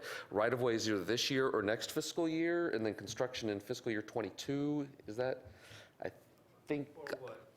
For R5821B. The operation? On 54. I think that's. They've been scoping. I think it's in the next year or two that we would start that in terms of construction is when the funding schedule is. But that's from Orange Grove Road to Old Fayetteville. Correct. That's all in Orange Yes, you County. need to talk into the microphone. That project is operation improvements from Orange Grove Road to Old Fayetteville, from Orange Grove Road to Old Fayetteville Road. It's not the entire corridor, it's just the portion that's in the MPO and in the Triangle RPO. Thank you. Commissioner Price, and then Commissioner Green. I just have one question. On this recommendation, what about the Burlington Graham MPO?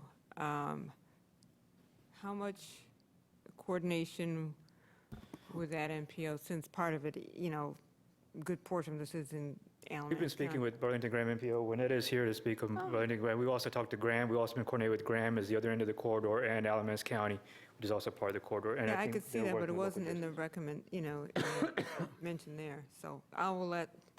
Hi, I'm Juanetta Millette. I'm the MPO administrator for Burlington Graham MPO. Good evening. The NC 54 project was presented to our TAC approximately a year ago. They accepted the study. They received the study, but they did not take any action at that time.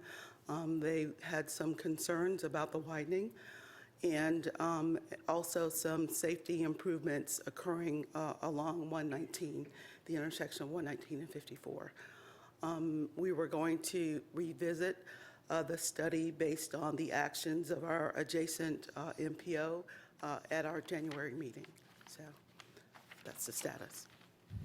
Have you received this report as well? Phase 1, not Phase 2. Phase 1, okay, Yeah, thank just you. Phase 1 only. Phase 1? Please introduce yourself. I'm Matt Day. I'm with the Triangle Area RPO, and I also wanted to just clarify our schedule for our decisions about what projects to submit for funding are a little bit different from the MPO. So we will actually be making our decision in February, and we actually already have our draft list of projects out for public comment right now if you go to our website.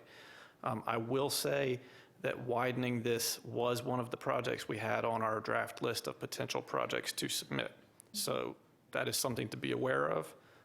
We will be making that vote in February, and like I said, this is our comment period, so if you all choose to provide comments to us one way or the other on that, we just need those by January 16th is the end of our comment period. Thank you.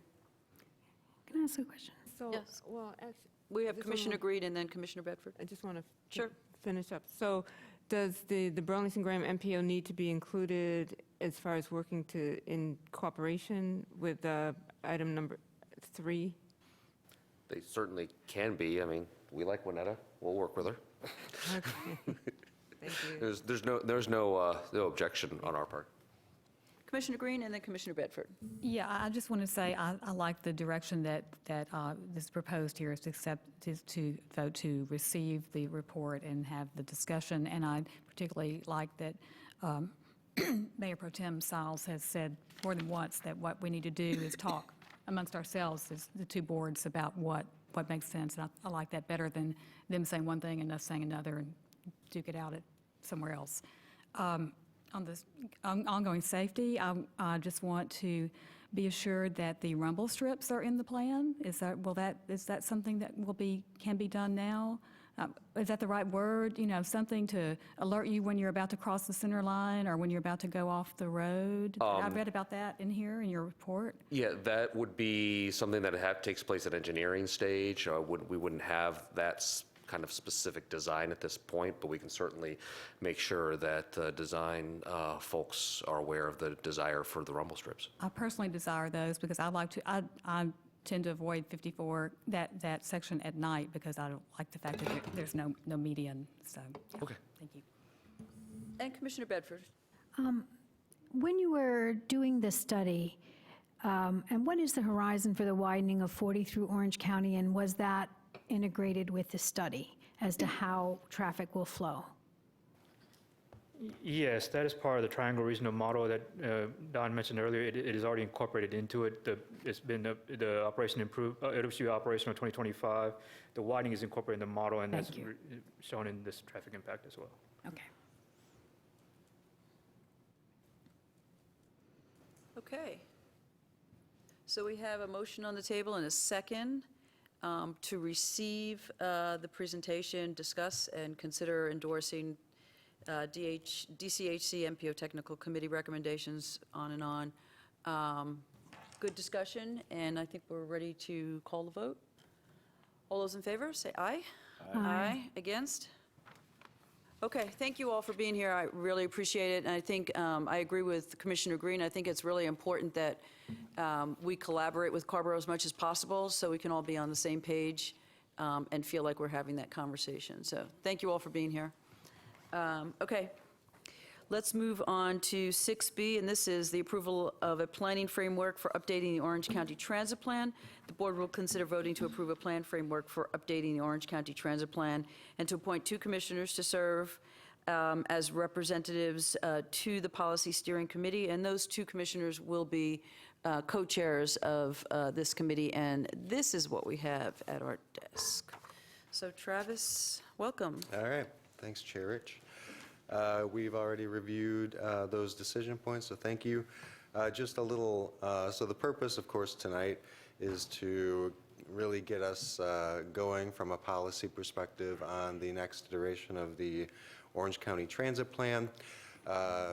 This is necessitated, of course, by the discontinuation of the light rail project, where a lot of the county's investment of dedicated transit revenues were being directed. We've since pivoted from that, and we'll sort of review that as we go through. But what's been happening since that time, of course, the board remembers we increased the commitment to the Chapel Hill North-South BRT by about $8 million. Commissioner Markopoulos noted their participation in the commuter rail study. Together with Durham County, we have negotiated Go Triangle's administrative costs that will be part of ongoing transit plan budgets in the future. We are also in the process of transitioning particularly small capital project management responsibilities to the county from Go Triangle in cases where county local staff are sort of better positioned to move on those projects more quickly. We, of course, continued implementation of everything else that's in the current transit plan, and then created an interim sort of staff team, the Orange County Transit Team, to help us frame out this process as we're presenting it tonight. Just to ground the discussion a little bit, I thought I'd start with the financial picture. You know, I think everyone remembers, unlike Durham County that has a large amount of funding available today, the Orange County Transit Plan did not. And we were we would have to borrow money in the interim in order to finance some obligations to the light rail project. So these dedicated transit revenues are primarily coming from Article 43 sales tax, so 80% of our total of about $9.7 million is coming through that sales tax, the rest coming from the 2 vehicle registration fees and the vehicle rental tax. We've maintained, or at least intend to maintain, some of the current growth assumptions. We will revisit the growth model as the transit plan is updated, but for the purpose of the presentation tonight, we just wanted to show you what the current model has which is that Moody's model we had prepared for the light rail project, which averages about 3.4% annual growth in dedicated transit revenues. Based on that current plan, we do have a variety of bus operations that are funded according to an implementation agreement that was negotiated, I think, when the plan was originally adopted. And that implementation agreement divides bus operations funding by proportions, 64% to Chapel Hill Transit, 24% to Go Triangle, and 12% to Orange County Public Transportation. That implementation agreement, as part of this process, will need to be renegotiated. Among other things, it contains several provisions related to the light rail project that are no longer necessary. And I think we need to further clarify and make more crisp the calculations that go into the funds allocated to new services and those funds that are allocated to the increased cost of existing services. So as part of the recommendations, you'll see that will be part of sort of our short-term planning and negotiating activity. The transit providers on the team did want to note that we, through the course of the transit plan, have already improved several services in Orange County. Chapel Hill Transit has improved service on 9 total routes, most of that adding evening and weekend service, and as well as getting some other peak times covered in a more comprehensive fashion.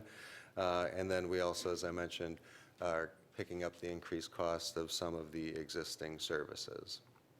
For Go Triangle, they have improved 6 routes, including peak hour service out to South Point, some peak trips on the Chapel Hill to Raleigh Express, and also added some weekend services. And Orange County Public Transportation, we added 2 routes. Those 2 were the, added a midday route on the Hillsborough-Chapel Hill connector, and then created that Orange-Alamance connector that runs from Hillsborough over to Mebane, and then initiated the Mobility on Demand project, which will use smaller scale vehicles on a more on-demand process. For these initial investments are for the operations and the technology infrastructure to make that all work. We've also obligated money to administering the transit plan. This year, as you'll remember, we have $500,000 dedicated to the transit plan update itself. Those would be largely consulting services. And then we also, of course, have other administrative expenses associated with Go Triangle, administering the tax district and providing some long-range project planning and capital support. Currently, a variety of capital investments that will continue to sort of get worked on even as we update the plan. So this is the last fiscal year of the light rail project closeout costs. Those are in the current plan at around $500,000. And that's projected to be about the same. Those closeout costs may go down slightly, and you'll remember those were associated with basically closing out all of the property, disposing of all of the property that had been acquired largely for the rail and operations and maintenance facility. The other capital expenditures that will continue to be worked on, the North-South BRT, of course. There's almost $14 million in total in the plan for that. The Hillsborough train station would continue a variety of bus operations, and those small capital projects, those are park and ride lots, those are bus stop improvements, and other sort of ancillary either bike ped or transportation improvements. Just a couple highlights of those capital investments that have been made already using dedicated transit revenues. The one that will be most visible to you will be the Hillsborough Park and Ride. The acquisition and design, acquisition has occurred, design is underway, and so the Orange County will be taking over the project management and maintenance responsibilities for that park and ride as it is constructed and operated. So when you put those... Excuse me, could you go back to the previous one, the capital investments? Question about the Morgan Creek Greenway Phase 1. Do you happen to know exactly what that is? Because I thought Phase 1 had been finished. So yeah, so this is what has been completed using dedicated transit revenues. It was completed Yep. using those funds. Okay, great. Yep, so that is completed. Okay. The Greensboro Street sidewalk has not started yet. That's still in the design phase.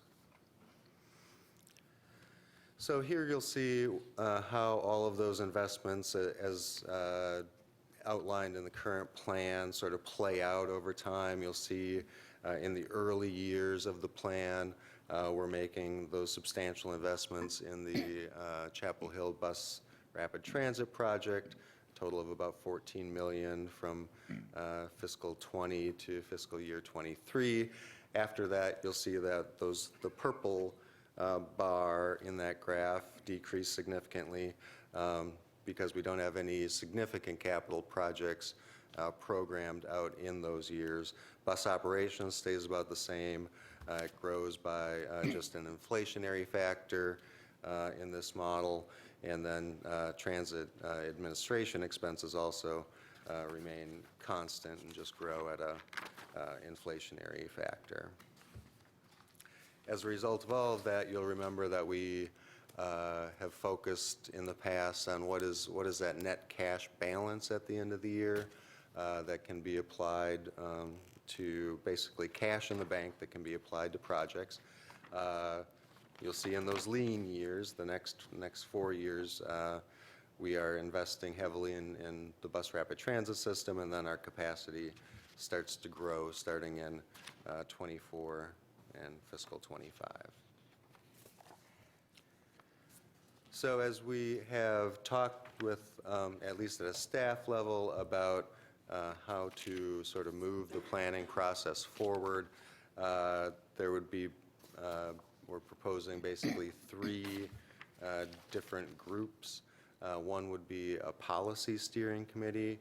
As Chair Rich mentioned, that would be co-chaired by commissioners, and then each of the towns in the city of Mebane would appoint one representative each. And what we'd try to do is achieve representation from Go Triangle and the MPO through those county and town appointments. So that, for example, Commissioner Markopoulos could be one of the appointees from the board who would fill both a Orange County seat and be the Go Triangle representative, for example. And then we'd have a staff team that's basically already been formed. We have those same representatives. We did invite TJ Cog to participate since they hold some of the long-range modeling that we'll need to use for projecting out into the future. A UNC staff representative would be useful just as we start looking at their future building plans, their future employment projections. And then as we reviewed this at Chair Vice Chair, Commissioner Price also suggested adding a representative from TARPO just so they're aware also of these planning activities.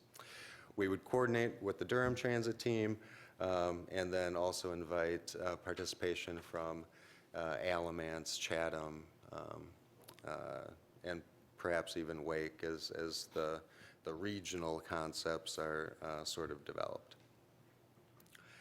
And then we, both of these groups would work with the consultants. So this is a pretty familiar sort of setup for developing plans, at least that I've been involved with. having the policy steering committee, a staff team, and then working with a consultant that would be under contract with the county.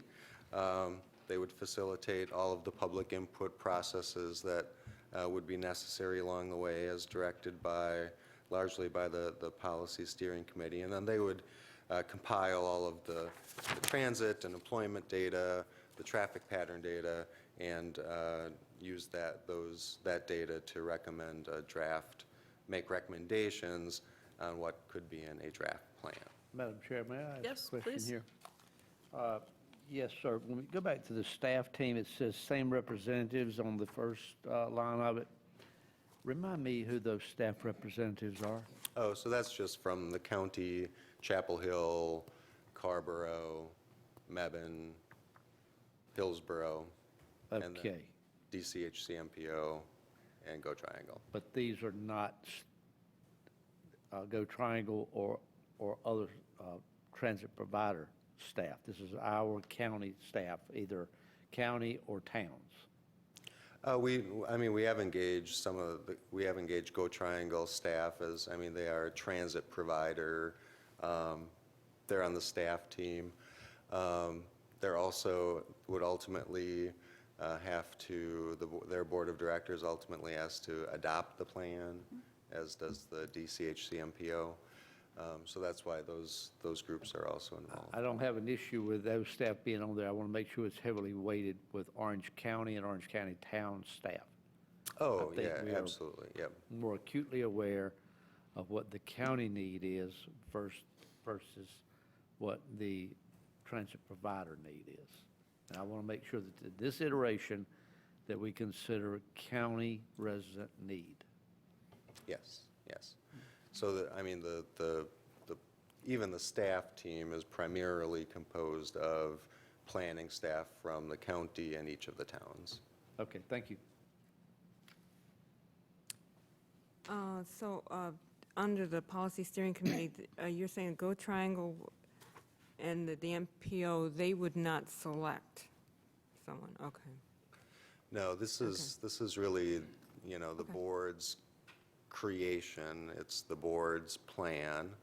And so that's why, if anyone asks why the board would have two representatives, well, of the people represented on the policy steering committee, the board has to approve the plan in addition to Go Triangle and the MPO. The towns do not, from a legal perspective.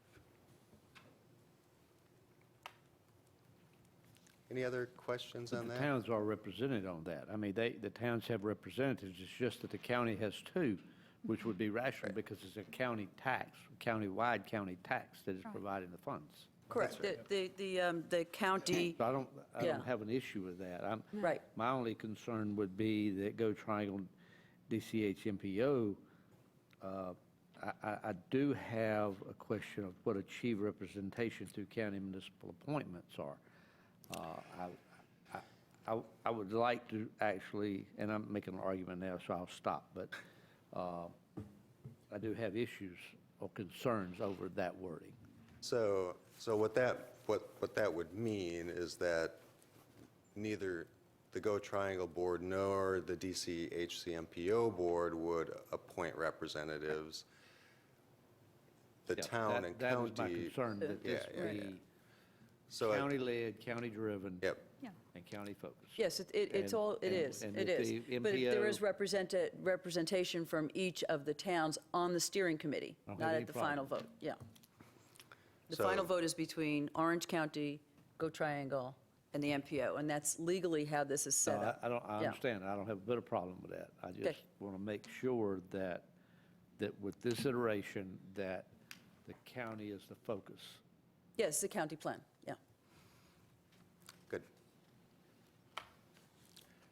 So I think we've sort of broken up the planning tasks into sort of three areas of activity.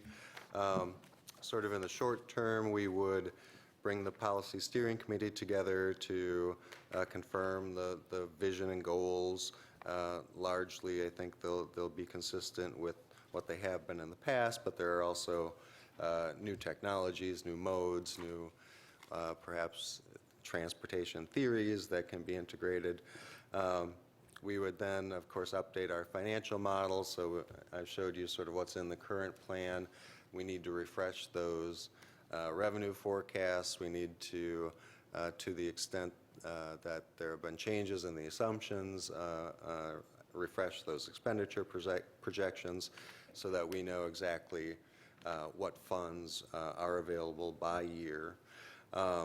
We would also, of course, amend that implementation agreement to reflect current conditions and clarify the way that bus operations funds are split between the providers. And then the Orange County Staff Working Group, which is the staff team, has a set of bylaws that we would also need to amend going forward.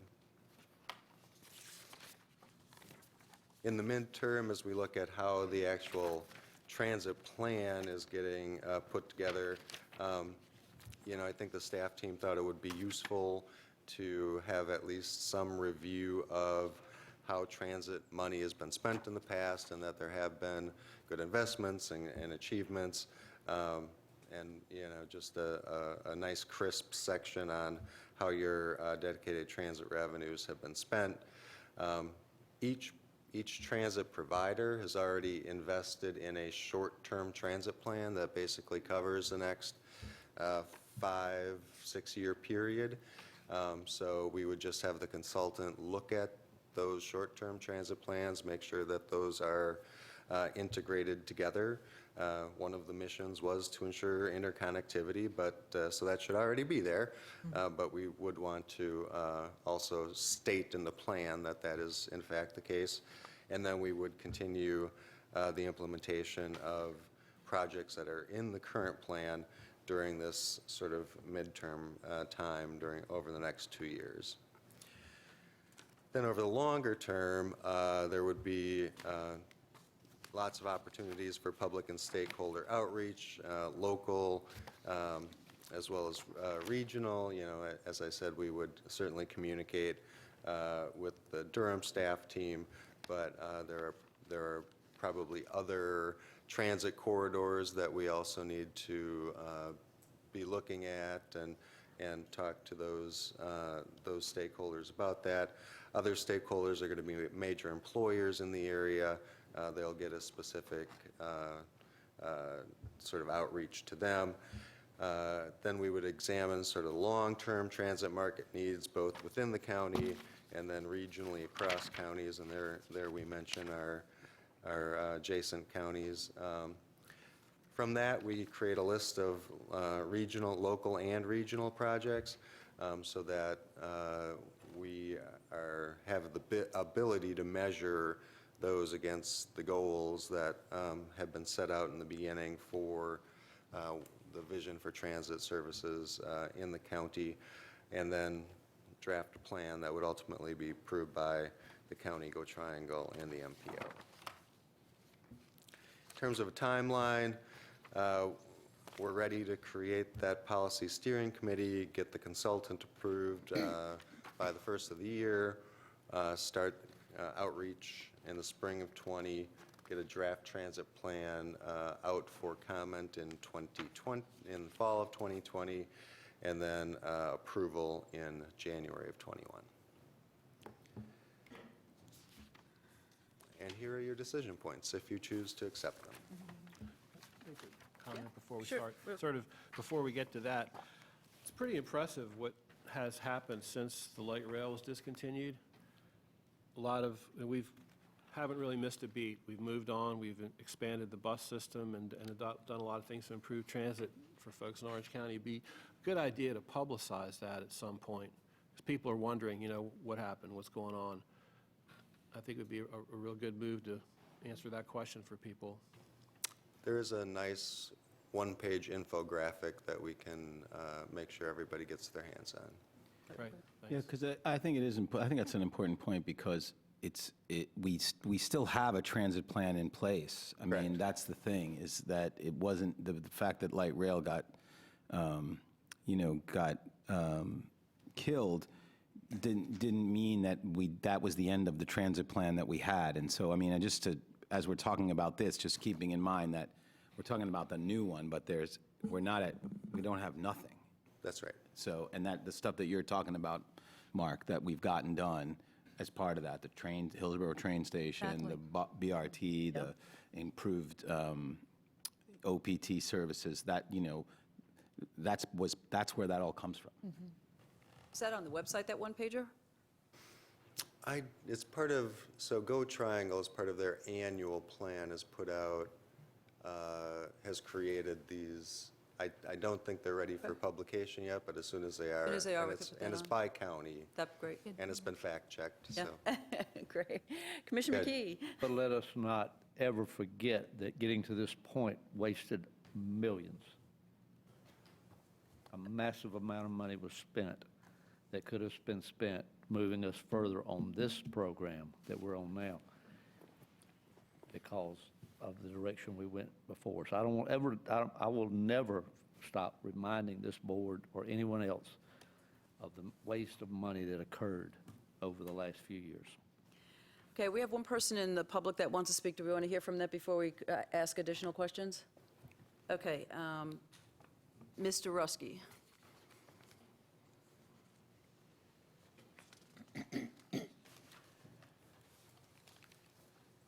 I'm thankful for Commissioner McKee's comments just now because I second, third, fourth, and fifth those comments.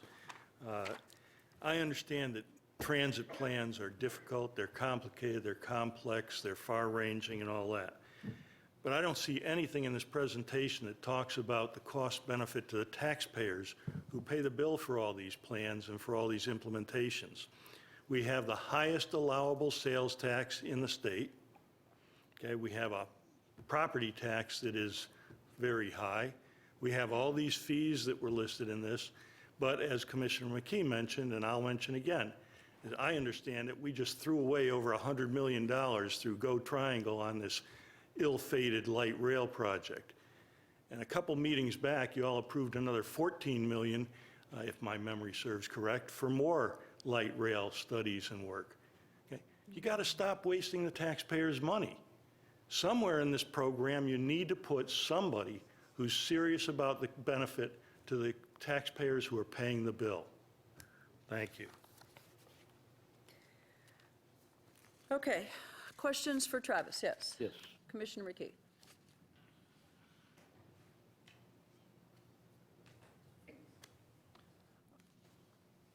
I will start off with Mr. Ruski's comment about 14 million for more light rail studies. I do not remember that. Are you familiar with any other light rail studies that we have approved or? I think it was for bus rapid transit, that was the 8 So million. there's a total of 14 million allocated to the Chapel Hill North-South BRT. Right, but that's not light rail. The board added 8 to its current obligation back Yes.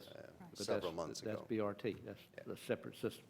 The question I do have, though, is I'm not exactly sure what we're getting for our $500,000, the consultant cost. I mean, I ran in 2010 partially on spending money on consultants and have found out over the years that they are sometimes indispensable. And I've served on several committees and taken heat because we did use consultants, and they were invaluable. But I really need to know what this 500,000 is going to how does it break down, and what benefit are we going to get for it? I mean, if it was 50 or 100, I'm not sure, and that's a lot of money, it's a huge amount of money, but I'm not sure I'd have the concern. I've got it 500. Yeah, no, I understand. So 500 was the placeholder that we put in the transit plan for potential consulting services. We will bring so we'll put this out for RFP. We'll bring a contract back to the board. I suspect, given the more limited scope that we're talking about now, it will not approach that number. Okay, well, my mistake if I read it wrong. No, That that's is what's how in I the read it. plan. No, you're right, that's what's in the plan, but that was a placeholder. The board will get a chance to approve a contract that has a specific dollar amount in it after we put out the RFP. So if we approve this tonight, we're not locking ourselves in for $500,000? No, sir. We were up to that. That would be, well, that's in the transit plan. We haven't approved We're any amending the contract transit yet. plan. Yeah. We haven't approved any contract yet. Additional questions? Commissioner Bedford? we- Questions or back to- comments? You Wait can a make, minute. well, you could do a comment, too, Okay. sure. On slide 16, number 4, is the Orange County working staff, is that also the TAC, or is that different? So it's different from the MPO's Technical Advisory Committee. So the staff working group was created sort of as a result of, or as a staff group that would recommend changes to the transit plan. That's not, well, related to, but not the Technical Advisory Committee. And so that, I don't see the towns there. Are the towns participating, their planners also? So they're transit providers. They do have town representatives. There was a voting rubric that was contained within those bylaws that the voting members were Orange County, Go Triangle, and the DCHC MPO. So that's, I mean, we just have to revisit that. I know the town of Chapel Hill is interested in participating, perhaps becoming a voting member of that group. That group only makes recommendations to the Board of Commissioners, the MPO, and then Go Triangle when changes to the plan are necessary.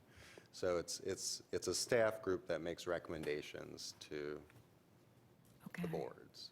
So, but this will be something that'll be reviewed as part of this plan. Yes. So that is an opportunity then to consider whether adding all 4 towns would improve communications or not. Yeah, they all participate. It's just a matter of whether they vote, and at least in my experience, there have been no votes. I mean, there have been votes, but they've all been sort of consensus Unanimous? votes. Yeah. Thank you.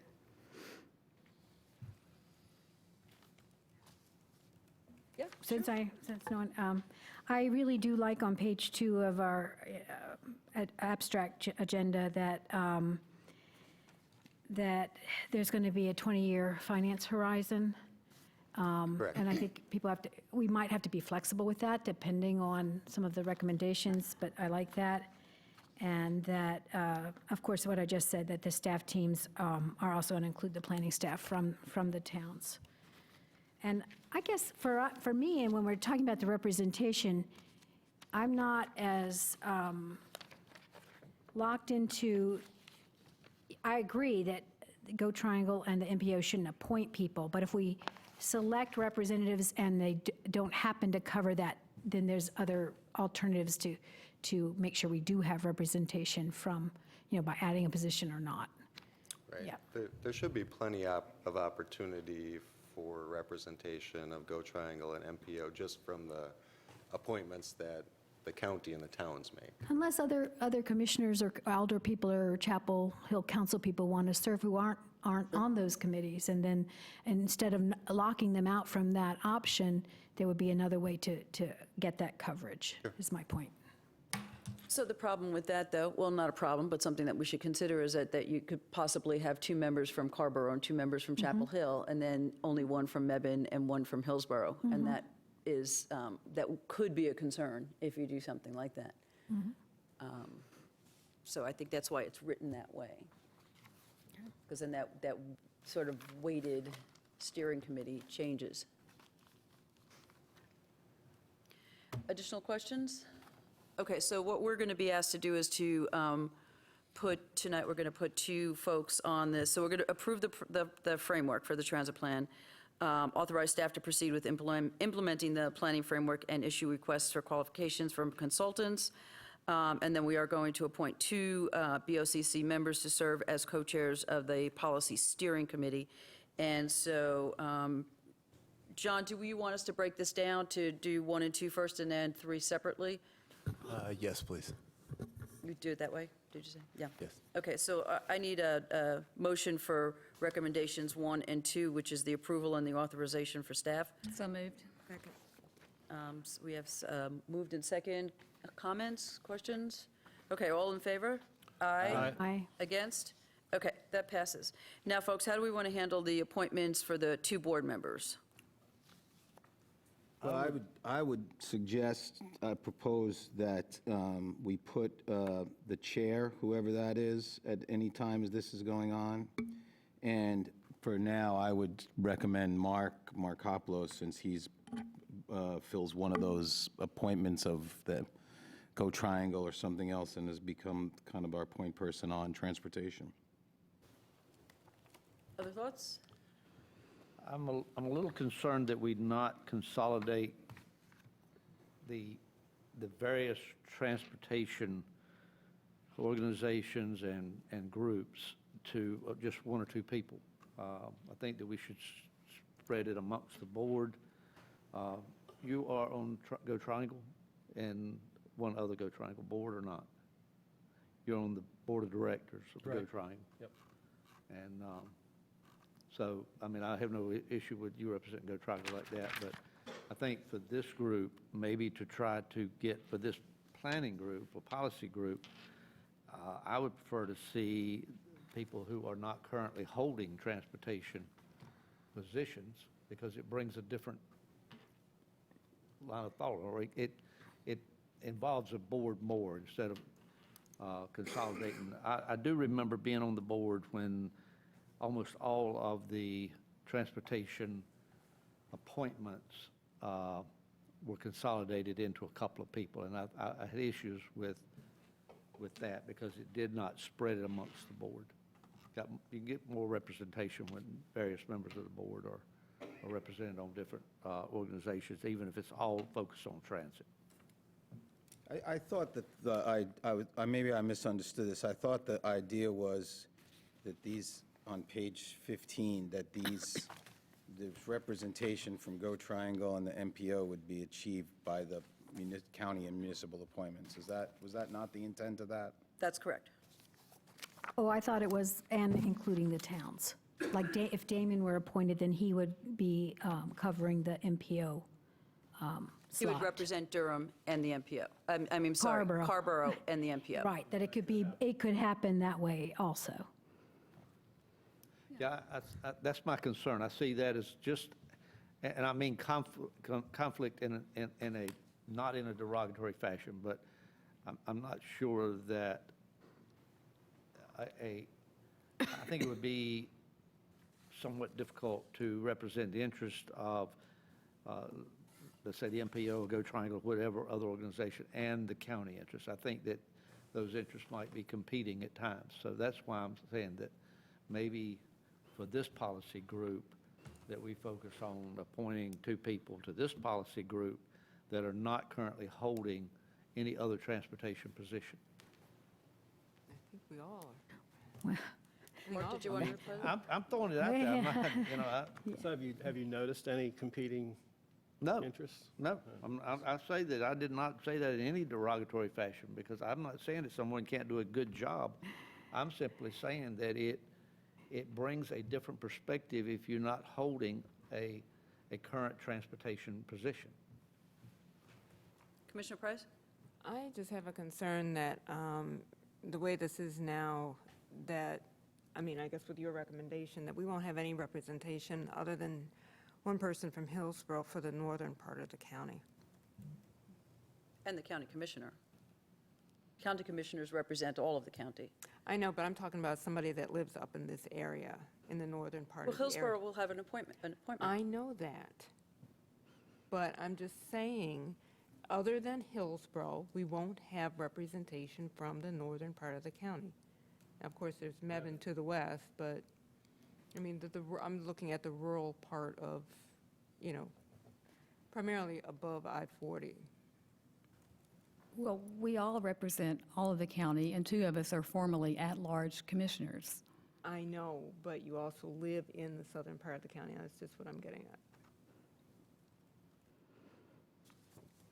Okay. So, yeah, so considering that, I think I would, and I don't mean this to offend you at all, Penny, but I would like the team of Sally and Mark Markopoulos, because I think having a legal brain, and she does do TARPO, so she has had that introduction. They're both at large. You really do live out in the county. Both Penny and Sally have the experience with Chapel Hill Transit, which is a plus. And I think that then gives the other towns the opportunity to bring somebody with the MPO experience as needed, too. And that's fine, I'm also on the MPO. Okay, right where you are. I have no problem with that. I mean, Yeah. it works for me. I do think it's important for Mark to be on this committee. I think his knowledge and his dedication to transit issues has, just like you got your focus on healthcare, I think that Commissioner Markopoulos has dedicated a lot of time to transit. And I think his perspective is very important. I'm fine with Sally being on it. It doesn't, it would be fine, but Sally Happy to had- serve if called. I'm sorry? Happy to serve if called. So we need a motion for Sally and, Commissioner Green and Commissioner Markopoulos. So moved. No. Okay, good. So moved. Okay, we need a second? Second. Okay, all those in favor? Aye. Against? Okay, so we have Commissioner Green, who is going to represent the county. We have Commissioner Markopoulos, who is going to represent the county and possibly go Triangle, because we don't know who the other steering committee members are going to be yet. So, Yeah, Michael Parker in Chapel Hill that could fill that Michael role Parker as well. can He'd fill be a that. logical, Yep. solid member of the team. So. Jen Weaver is on the MPO, so she could possibly be Hillsborough and MPO. There's a lot of options there, so. Commissioner Dorsey, I'd yes. just like to say two last comments on this. One, I think it's really important to be clear that what was said about us spending $14 million was wrong. It was Yes. not accurate. I appreciate Commissioner McKee asking that question, but I just don't, and we got an answer to it, but I think Mr. Ruskey's not here anymore, but I don't want it to get out that in the press that and this accusation was made and we let it, we didn't address it specifically, that is wrong, that there wasn't $14 million spent on light rail, and we just need to be clear on that. And to piggyback onto that, we did not spend $100 million on light rail as well. We spent 16% of $130 million. It's nowhere near $100 million in Orange County. Well, and the other thing I wanted to say, respectfully, I want to take issue with Commissioner McKee's statement that we wasted that money. I don't think it was a waste. I think the project was killed by Duke and by the state. I think it was, continue to believe it was a good investment, and if the project had been allowed to continue, it would have been an invaluable asset to the county. So I just want to say that. And I asked that question on the 14 million specifically to debunk the idea that Yeah. 14 million additional money was spent. And you and I respectfully disagree. I consider the money wasted. We did get some benefit out of it. We got studies that we can use on future projects or current projects. But I do consider most of that money a waste. I think that is my opinion. Opinions are unique to the individual. And that is my opinion. It was my position basically for 8 years, and I don't back away from it. If I may, I have a third opinion. I think we took a risk. I think we took a calculated risk. It was a big risk. It was a very big idea, and it had it had all the chances of success until the end. And so you don't get anywhere if you don't take risks, and that's how I view it. And that is exactly why I mentioned a while ago, I want to see this iteration focused on the need of the citizen. And I know that everyone involved in the light rail project felt like that addressed the needs of the citizenry. It was not feasible. It did not work. It's water over the dam. So, but I have my own opinion of it, and I will stick to my opinion of it. Yeah. I'll just say that I have spent a lot of time at Go Triangle board meetings advocating for Orange County to be a stronger participant in the triangle future of the region with some success. And I feel like we will have that success. But I have not called that in question. I just wanted to bring that up to you, just so you know. Yeah, in I've case you never were- called that in case- question. In case you were just, No, that wavering, has never falling been, asleep that and has wondering. never been a question. Never from me, never been stated by me or implied by me. I've never said it before. All right, folks, let's move on. 6C, we have the application modification for volunteer advisory boards and commissions. The board will discuss modification to the application for volunteer advisory board and commission, consider approving a new application format, consider holding or to hold or cancel the November 14th, 2019 work session. And we've got a number of things. David Hunt is here. So we do have the new or the amended application that we can take a look at. The reason why we have the concerns about the November 14th meeting, that would be our first work session where we would talk about boards and commissions and possibly make appointments, but those folks would have not had a chance to update their information onto the new format for the application. So we can choose to, after the presentation, we can choose to have, continue with the older application in the 14th, or we can hold it off until February at our work session there. So David, it's all you. David Hunt, Deputy Clerk to the Board. Jumping right in here at the October 3rd meeting, there was a discussion about modifying the application. With discussions of the subcommittee with Commissioner Price, Commissioner Dorson, we came up with the proposed modifications to the application. And at this point, are there any questions? Commissioner Dorson and Price, do you want to add to what David has already told us? Well, I would just say that, that work session we had, there was the discussion that the existing application was unwieldy and maybe discouraging people from applying. So we set out to shorten it. We shortened it quite a bit. We also, worked to include, on this question of how do we increase diversity? What does that mean?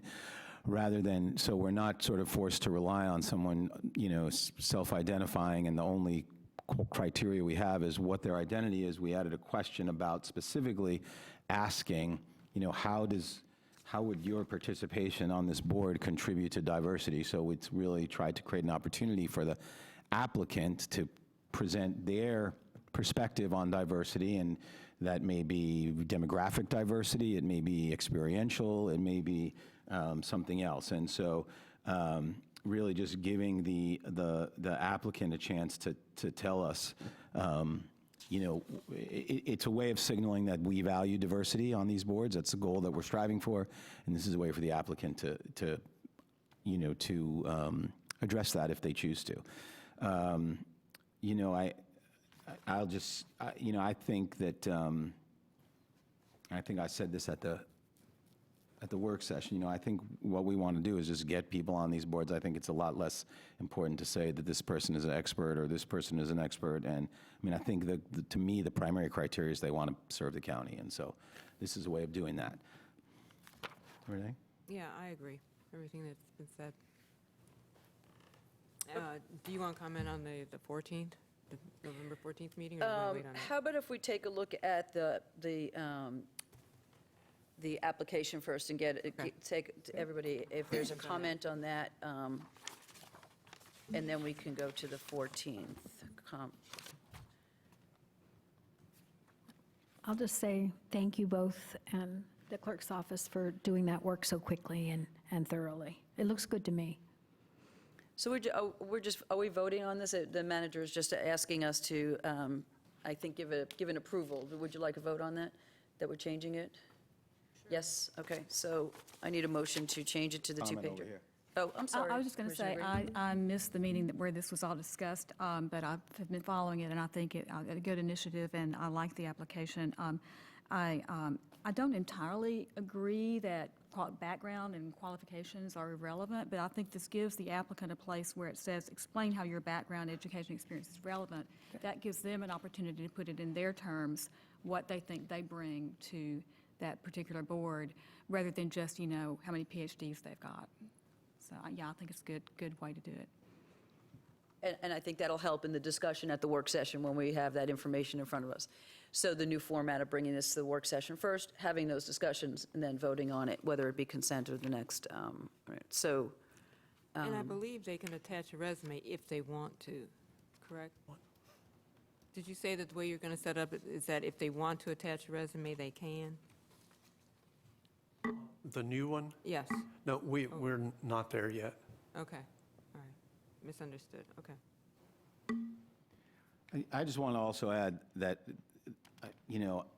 I'm not sure the reason we're not seeing the range of diversity of applicants that we would like is because the thing was too long. I think there's another issue, which is about outreach and engagement and how we do that. And I think that's, as I said, or somebody said at the meeting, that's on us. Right.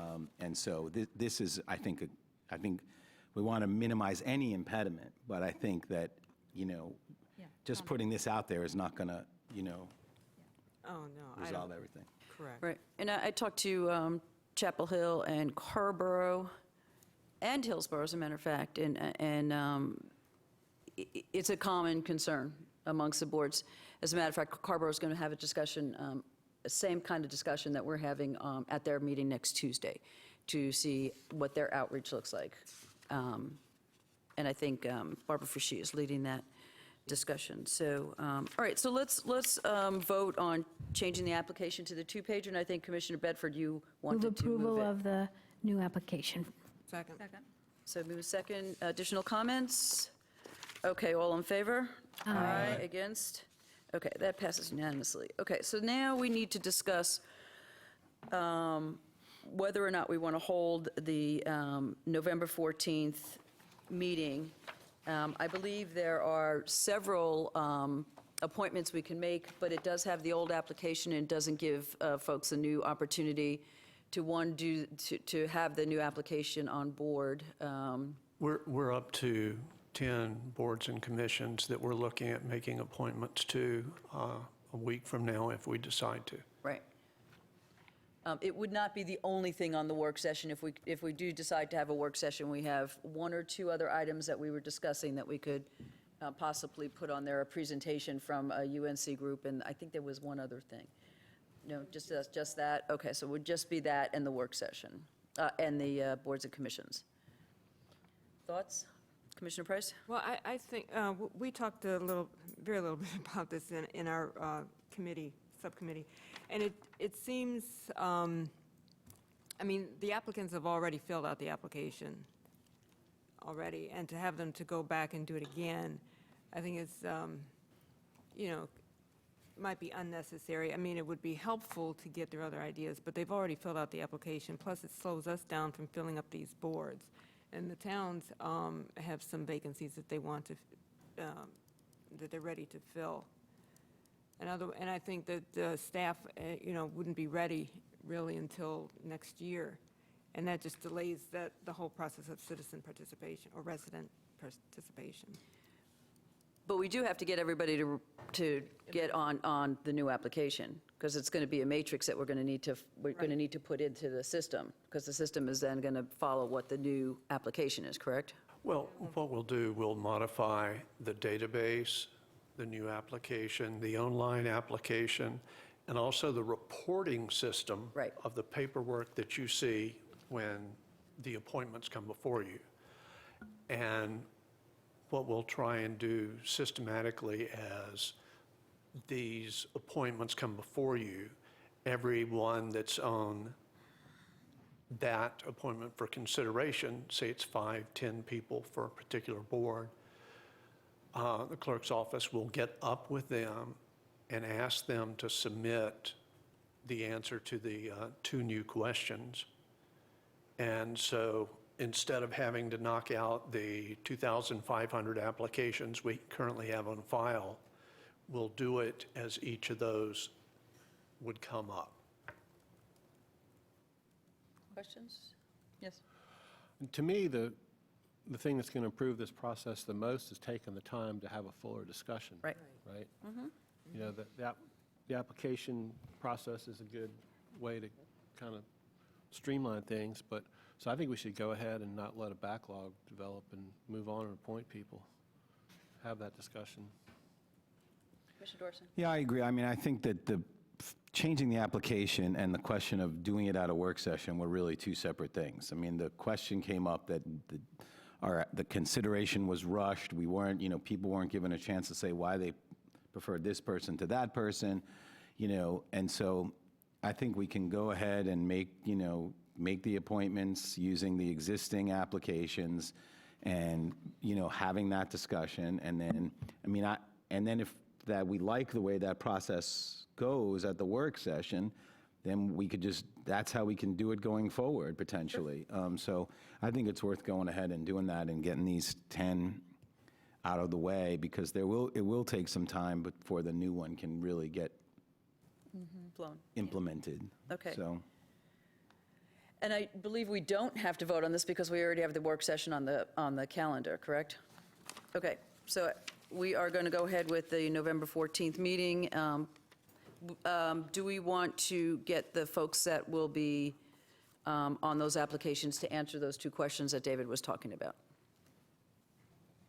For next week? Yeah. I think that's. I don't think I so. know.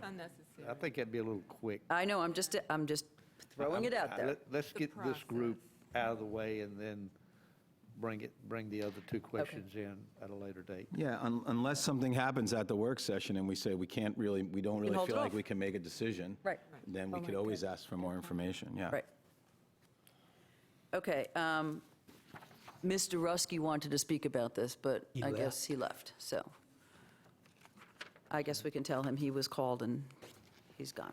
Okay, thank you, everyone. Let's move on to D, and this is a creation of a full-time deputy sheriff, 1 school resource officer position in Orange County Sheriff's Office for assignment to Eno River Academy and approval of the budget amendment 2A. The board will consider voting to approve the creation of the deputy position in the Orange County Sheriff's Office for assignment to Eno Academy. And then we would accept the offsetting revenues from Eno River Academy to cover the full cost of that position. And who is helping us with this? Sheriff Blackwood, do you want to? I think some of these folks wanted to speak before I did. Do you want to just give us a quick presentation, though, or because we don't? No? Okay. So. Okay, so I have Lisa Blair and then Mike O'Malley.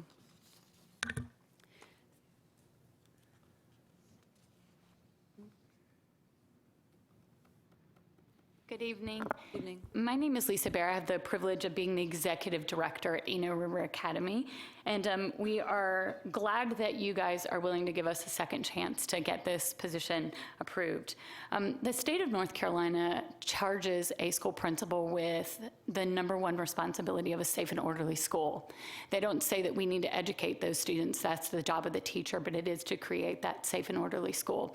And that's one of the things that, as you know, as you've seen across the country, that we're running into challenges and issues with. When we look at what a principal can do and how we can build a school to create a safe environment for students, we can do lots of things from the outside to stop outside folks from coming in, but we need to look at how that impacts us from the inside. And when we look at the studies from the Marjorie Stoneman Douglas shooting down in Florida, you see that almost the entire incident was finished in 15 minutes. If you think of the response time that it would take for us to dial 911 or push a security button that we have, and to get us to get the sheriff's department or any other county help to come to us, most of that destruction could have already been completed. And we want to really look at how can we keep our students safe, and a school resource officer can help us with that opportunity. But not only are we looking at that, we're looking at the idea that a school resource officer helps create a motivator for students. There's someone else that they can go to, another avenue that they can look to as an advocate for themselves, someone that they can create a relationship with, someone that can help them if they're having mental health issues, someone that can help us within the county find ways to support that student because they're trained in that piece of student health. You guys talked about equity in schools, and we think that we deserve that equity as well with regard to safety for our students. And as a school, we're willing to put up 100% of those funds and to take that 2-month opportunity away from you, and we are willing to put that into our budget if you will approve that position. So we hope that you will do so for us this evening. Thank you. Thank you. Mike O'Malley, followed by Amy Simpson.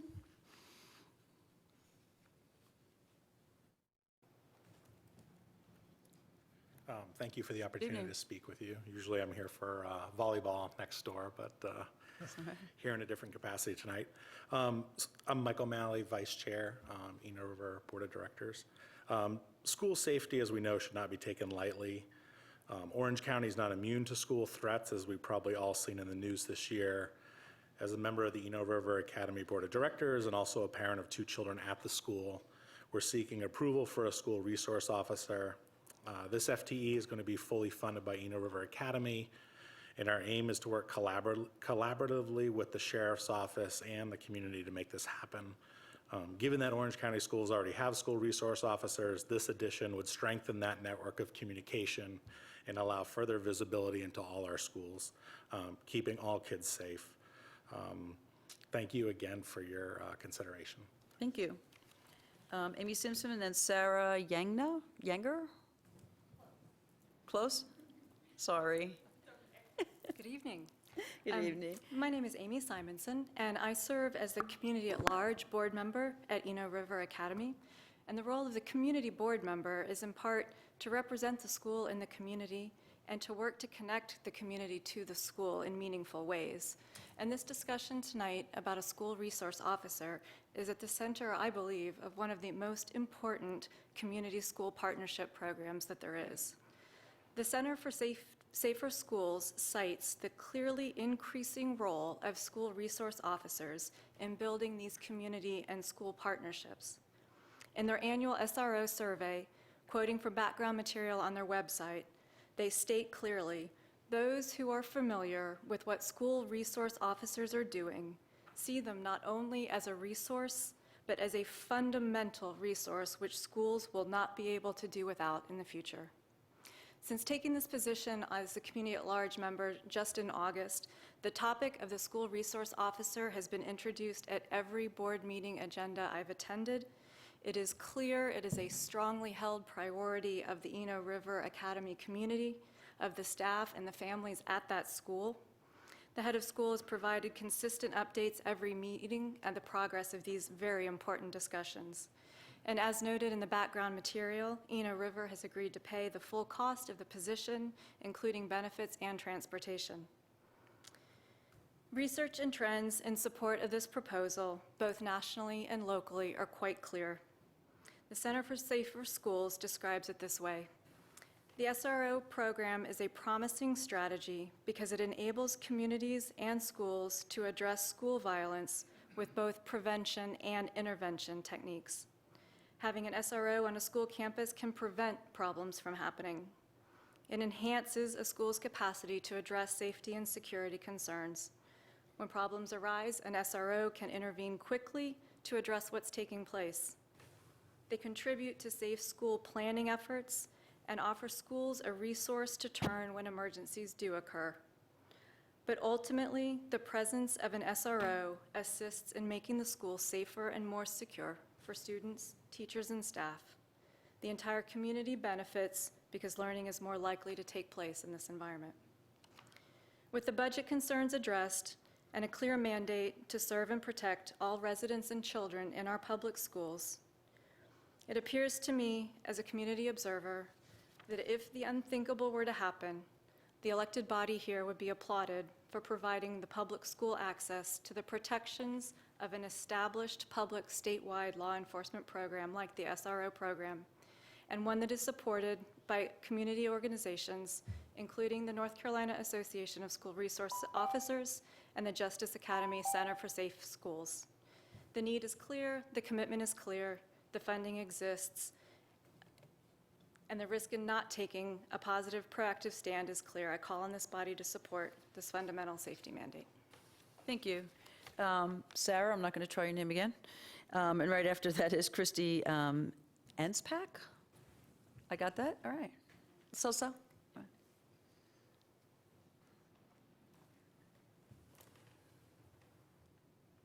Welcome. Hi, I'm Sarah Yagnow, and I have had the pleasure of being an Orange County resident for over 8 years now, and I serve on the board at Eno River Academy.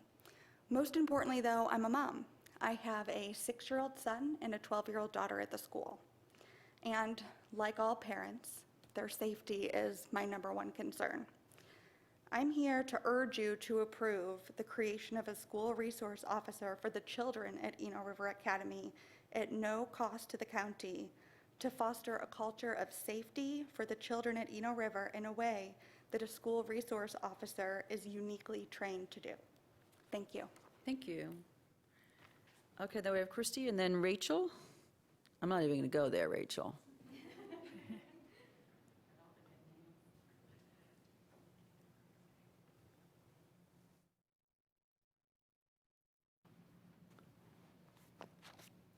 Welcome. Good evening. I am Christy Onsbach. I'm the actual board chair for Eno River Academy. This is my 14th year as a parent of a student at Eno River Academy. My older son also attended there, and my younger son is a junior.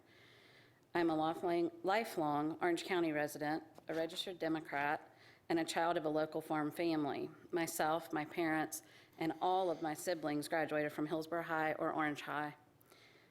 The winter that my oldest son was to be enrolled at Eflin Cheeks Elementary, where I attended elementary school, where my mother worked, where my sister-in-law taught, there was an incident where armed individuals ended up on school grounds and inside the school building.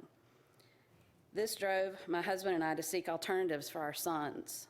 And for financial reasons, private schools were not an option. So ERA, formerly Orange Charter School, which has been a part of this community since 1997, offered us an alternative we would not have had otherwise. Over the last 14 years, I have watched and assisted our school's growth and been thrilled to see more opportunities offered to families across the demographic spectrum. As an elected board member, I represent all families at our school and consider the safety of our students and staff to be our top priority. As such, our board has approved 100% of the funding for this position of an SRO. In my opinion, this is exactly the type of precedent the Orange County Commissioners want to set, one that you value children's safety over politics, and that you are being fiscally responsible by negotiating no additional cost burden for this position. I ask that you carefully consider the safety of every child at our school as you cast your vote tonight. Thank you. And then we have Rachel and Brad Tapper. That's an easy one. I think I'll speak for both of us, I guess. Oh, okay. Can you tell me how to say her name, though? Do you know? I cannot. I'll just say Rachel. Okay. Monsang, okay. Sure. Good evening. Brad Tapper. I'm a resident here in Hillsborough, and I'm a board member at Eno River Academy as well. Obviously, just like everyone else, I'm here to advocate for the school resource officer, the SRO, at Eno River. As we've talked about, safety is paramount in all the schools, and when I first considered being on the board at Eno River, that was one of the topics that I really thought was something that was near and dear to my heart.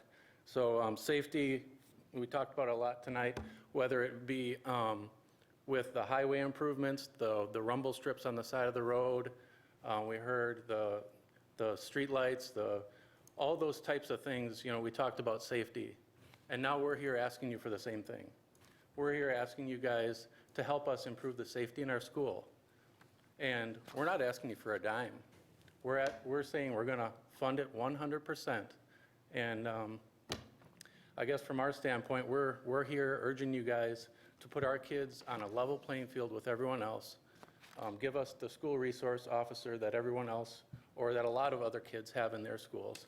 And again, asking you guys to vote yes for us tonight. Thank you. Thank you. Sheriff, do you want to come up now in case there's questions? Thank you, sir.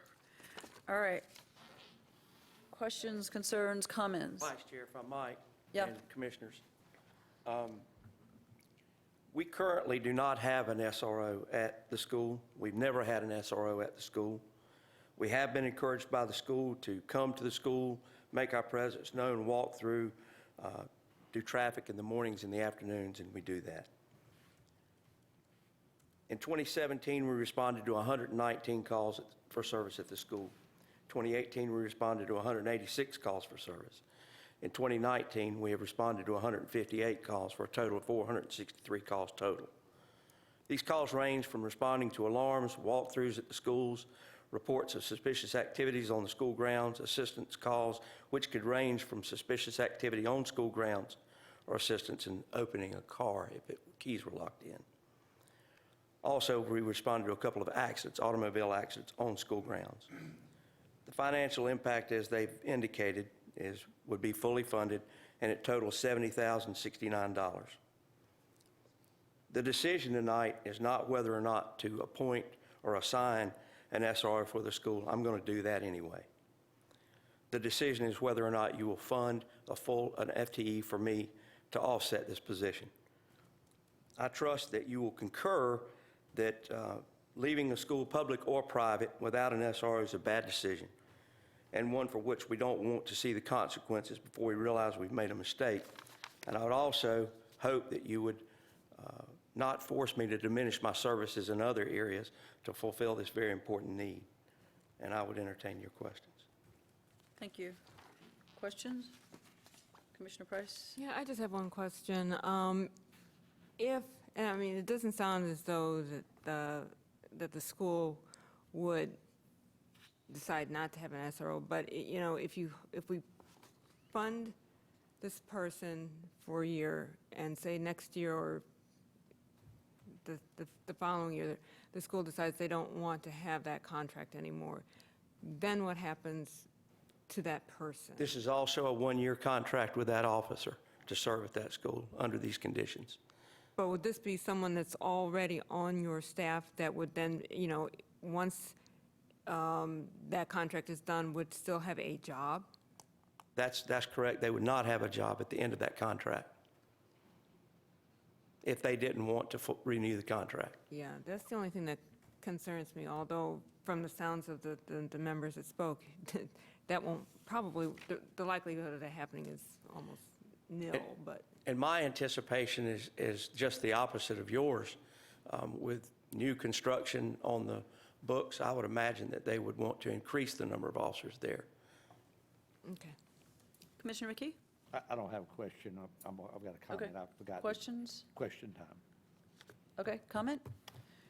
Yes, I consider this basically an equity issue. We are providing SROs in other schools.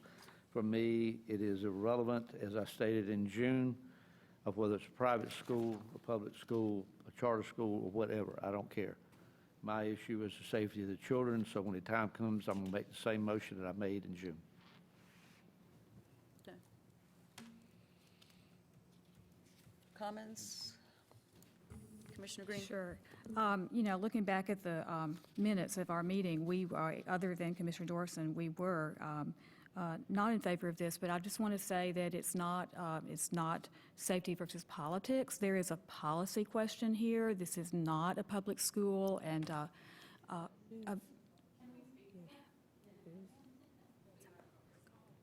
Hang on a second, What, hang on.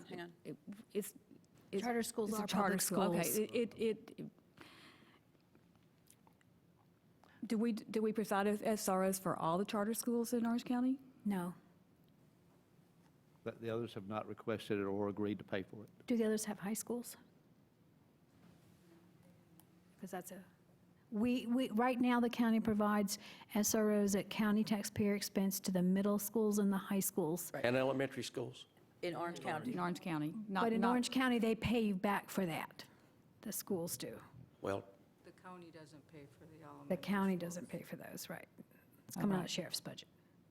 No, it doesn't come out of. No? We pay for that. Money Right. They pay us. Okay. That's how it's supposed to be.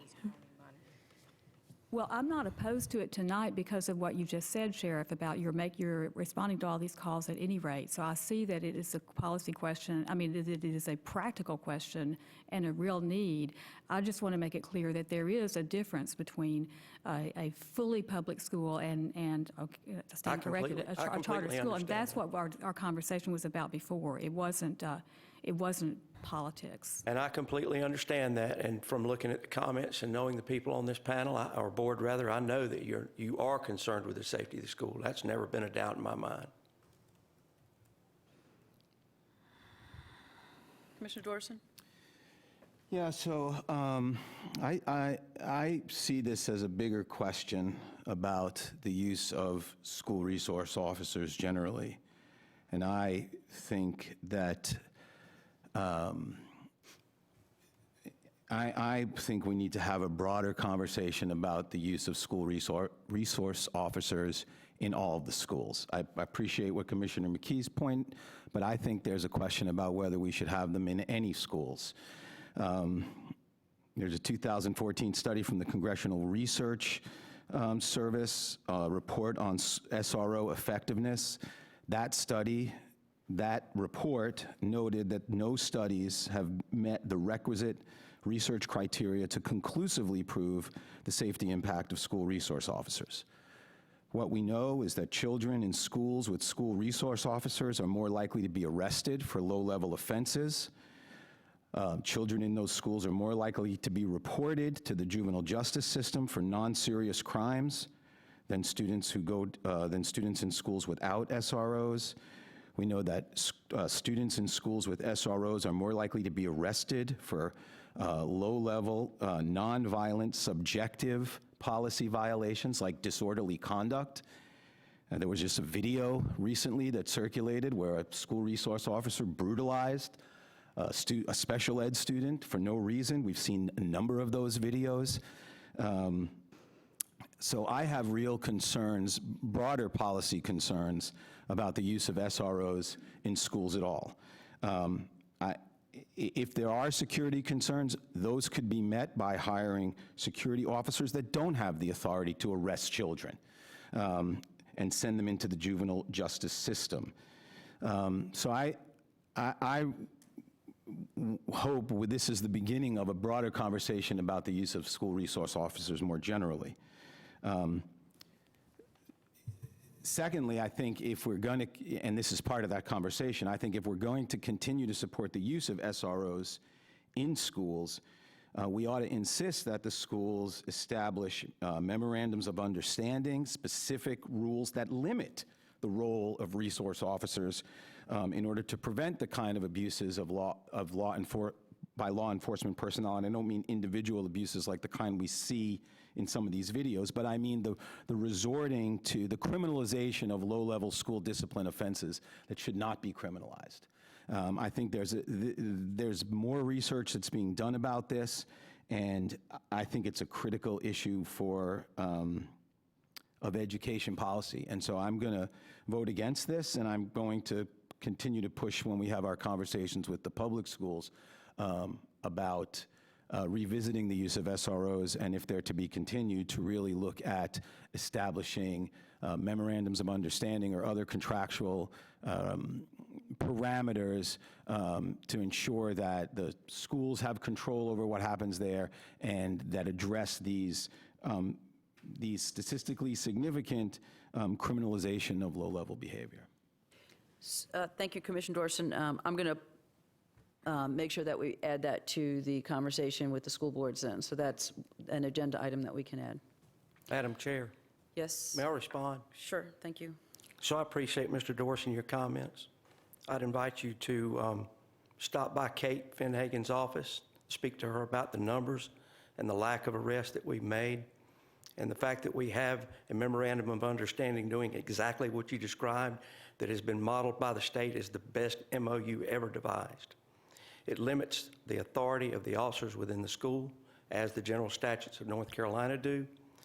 It also outlines the fact that we are there to support staff, not act as an authority on things like running down the hall or loud talking in the hall or misbehavior as you and I probably did when we were kids in school. In North Carolina, currently, the two number one reasons that children are arrested in school are disorderly conduct and affray. That's fighting. We don't arrest for that until the point that it becomes dangerous to the life and property of another person. We let the school handle that. That's our job.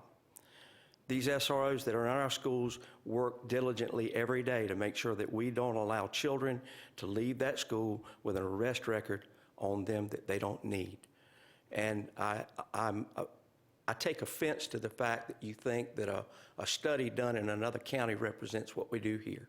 And you and I are going to have a difference about that, and that's okay. I respect you. I know you're quite intelligent. I'm pretty intelligent, too.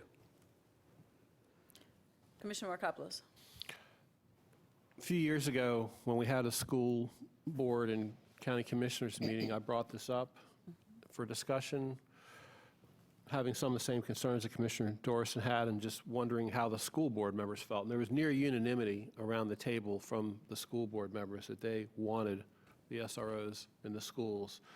So I took that to heart, and I know there are questions, and I appreciate, Sheriff, what you're saying. My sense is that we have a more enlightened approach here in Orange County.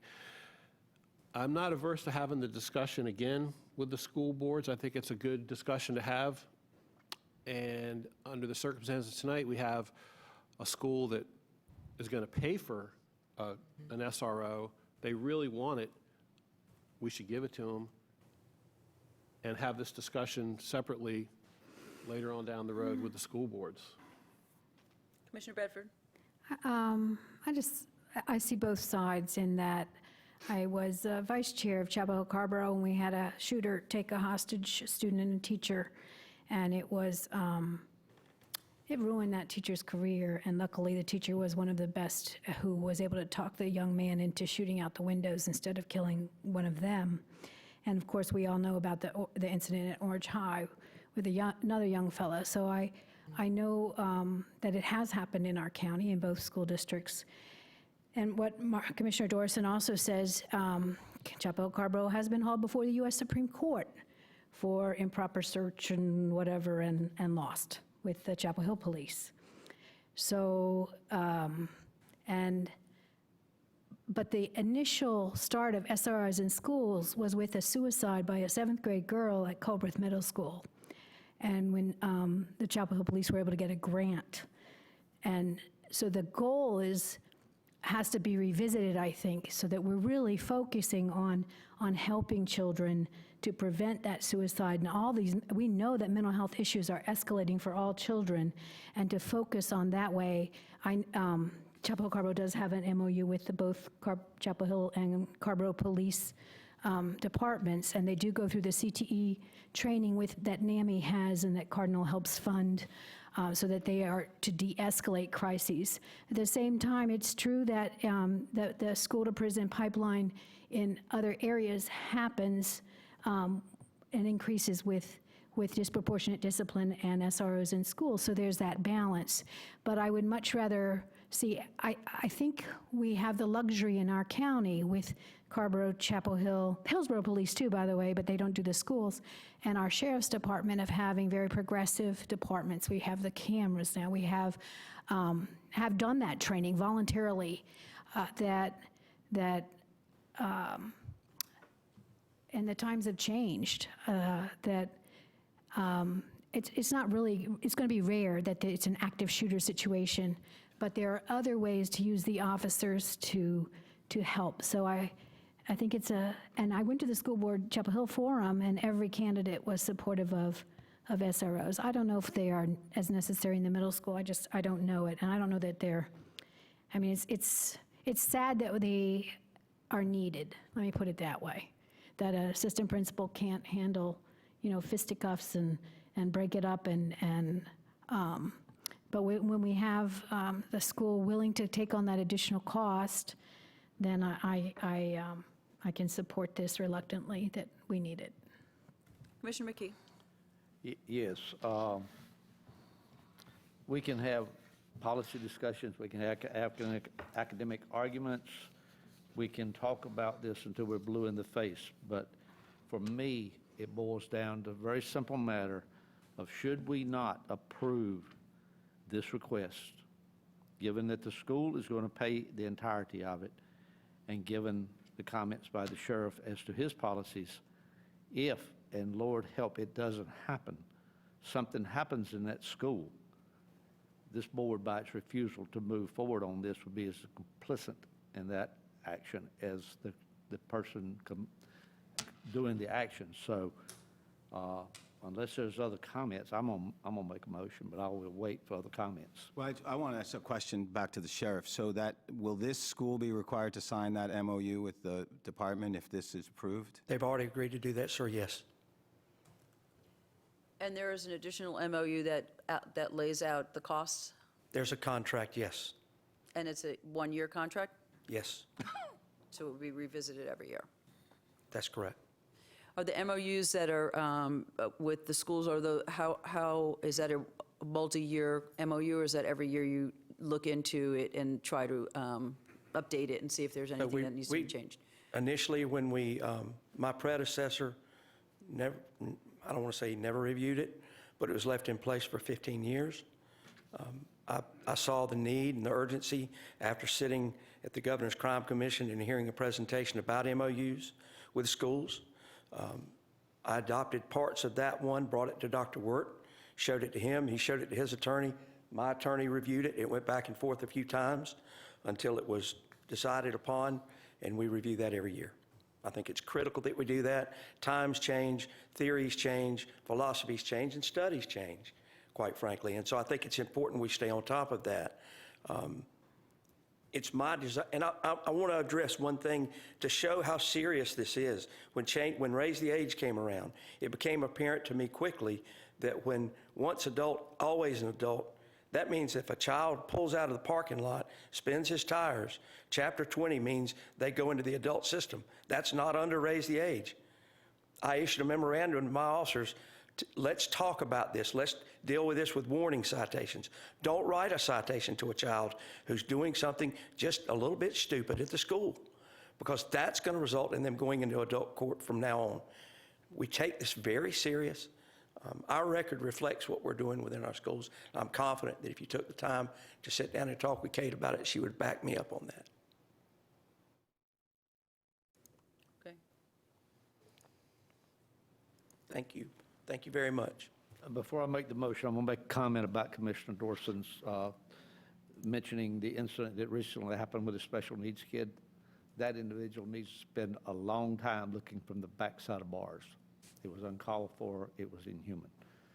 So with that, I'm going to make a motion that we create a 1.0 FTE Deputy Sheriff 1 position in Orange County Sheriff's Department for the assignment to Eno River Academy, and contingent upon the board's approval, approval of creation of that FTE position, approve budget amendment number 2-A, and the acceptance of offsetting revenue to cover the prorated cost of the position for November the 11th, 2019 through June the 30th, 2020. Second. Okay, we have first and second. Comments? Okay, all those in favor, raise your hand, please. Aye. Aye. Against? No. Okay. And that passes. Thank you. Thank you all for being here, and I apologize for being so late. I didn't realize the conversations about traffic were going to go so late, so I do apologize. Thank you, Sheriff Blackwood. Stuck in traffic again. Yeah. Okay, 7, we have no reports. Anyone want to pull anything from the consent agenda? Could I pull 8F? 8F. Okay. Anything else? Can we get a motion on everything else, please? I move the consent agenda minus 8F. Second? All's in favor? Aye. Against? Okay, 8F. Yes, I think that this was discussed on the meeting that I missed. That's correct. And unfortunately, I picked the wrong meeting to miss. But was it mentioned, and maybe it's in here and I missed it. As I read this, it's going to take a massive amount of effort to go through every one of our documents and change the wording. I don't think, I'm John, asked- I don't know who to ask that question Well, to, it's David. John and David, I guess, would, because it's legally, it has to be legally changed, right? Go ahead, David. We're talking about changing The regular meetings to business meetings. Business meetings. Merely as a reference going forward, we'll change it in the rules of procedure. And, for example, when it's referenced on the calendar or when we're putting together an agenda going forward, it's for going forward, not going back to all the historical documents to change. Is that what you're talking about, No, Commissioner McKay? I don't think you were I'm not talking about going back talking. to historical documents. I'm talking about going to policy, going to documents that are in use on the website and on any other documents that are currently in use. Because, and it mentioned some of them, and I read it a day or so ago, so I should have read it again this afternoon. But my concern is, I don't understand, and again, my apologies for missing that meeting, but I don't understand what the issue is between regular meeting and business meeting. To me, it's irrelevant. John, did you want to talk about that? Because you made that, you talked about it at that meeting. Sure. The state statute defines, any board meeting as a regular meeting. And it requires at least one regular meeting every calendar month. In Orange County, historically, you've referred to only those meetings at which you conduct votes, act on items as regular meetings, and everything else is either a work session or a school joint meeting or a joint meeting with the towns or a budget work session or a budget public hearing.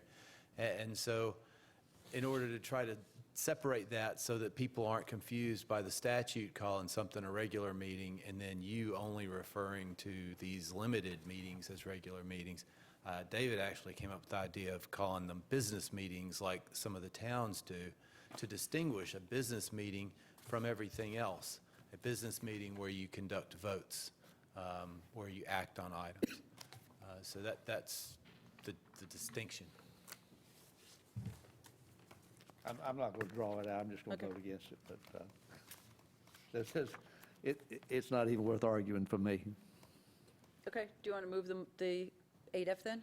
Or you don't, or you're not I'm on- planning on voting? He doesn't want to, he's voting. No, I have a No, I don't question. Okay. think. I was going to pull it also. You know what my motion's I know gonna be. I know, that's why I was going to ask you. So, yeah, I'm I going to was, defer to the board. I was concerned about the staff time, and changing everything as well. But if you're saying it's just pretty easy, in like the UDO and places like that where the meetings are referenced.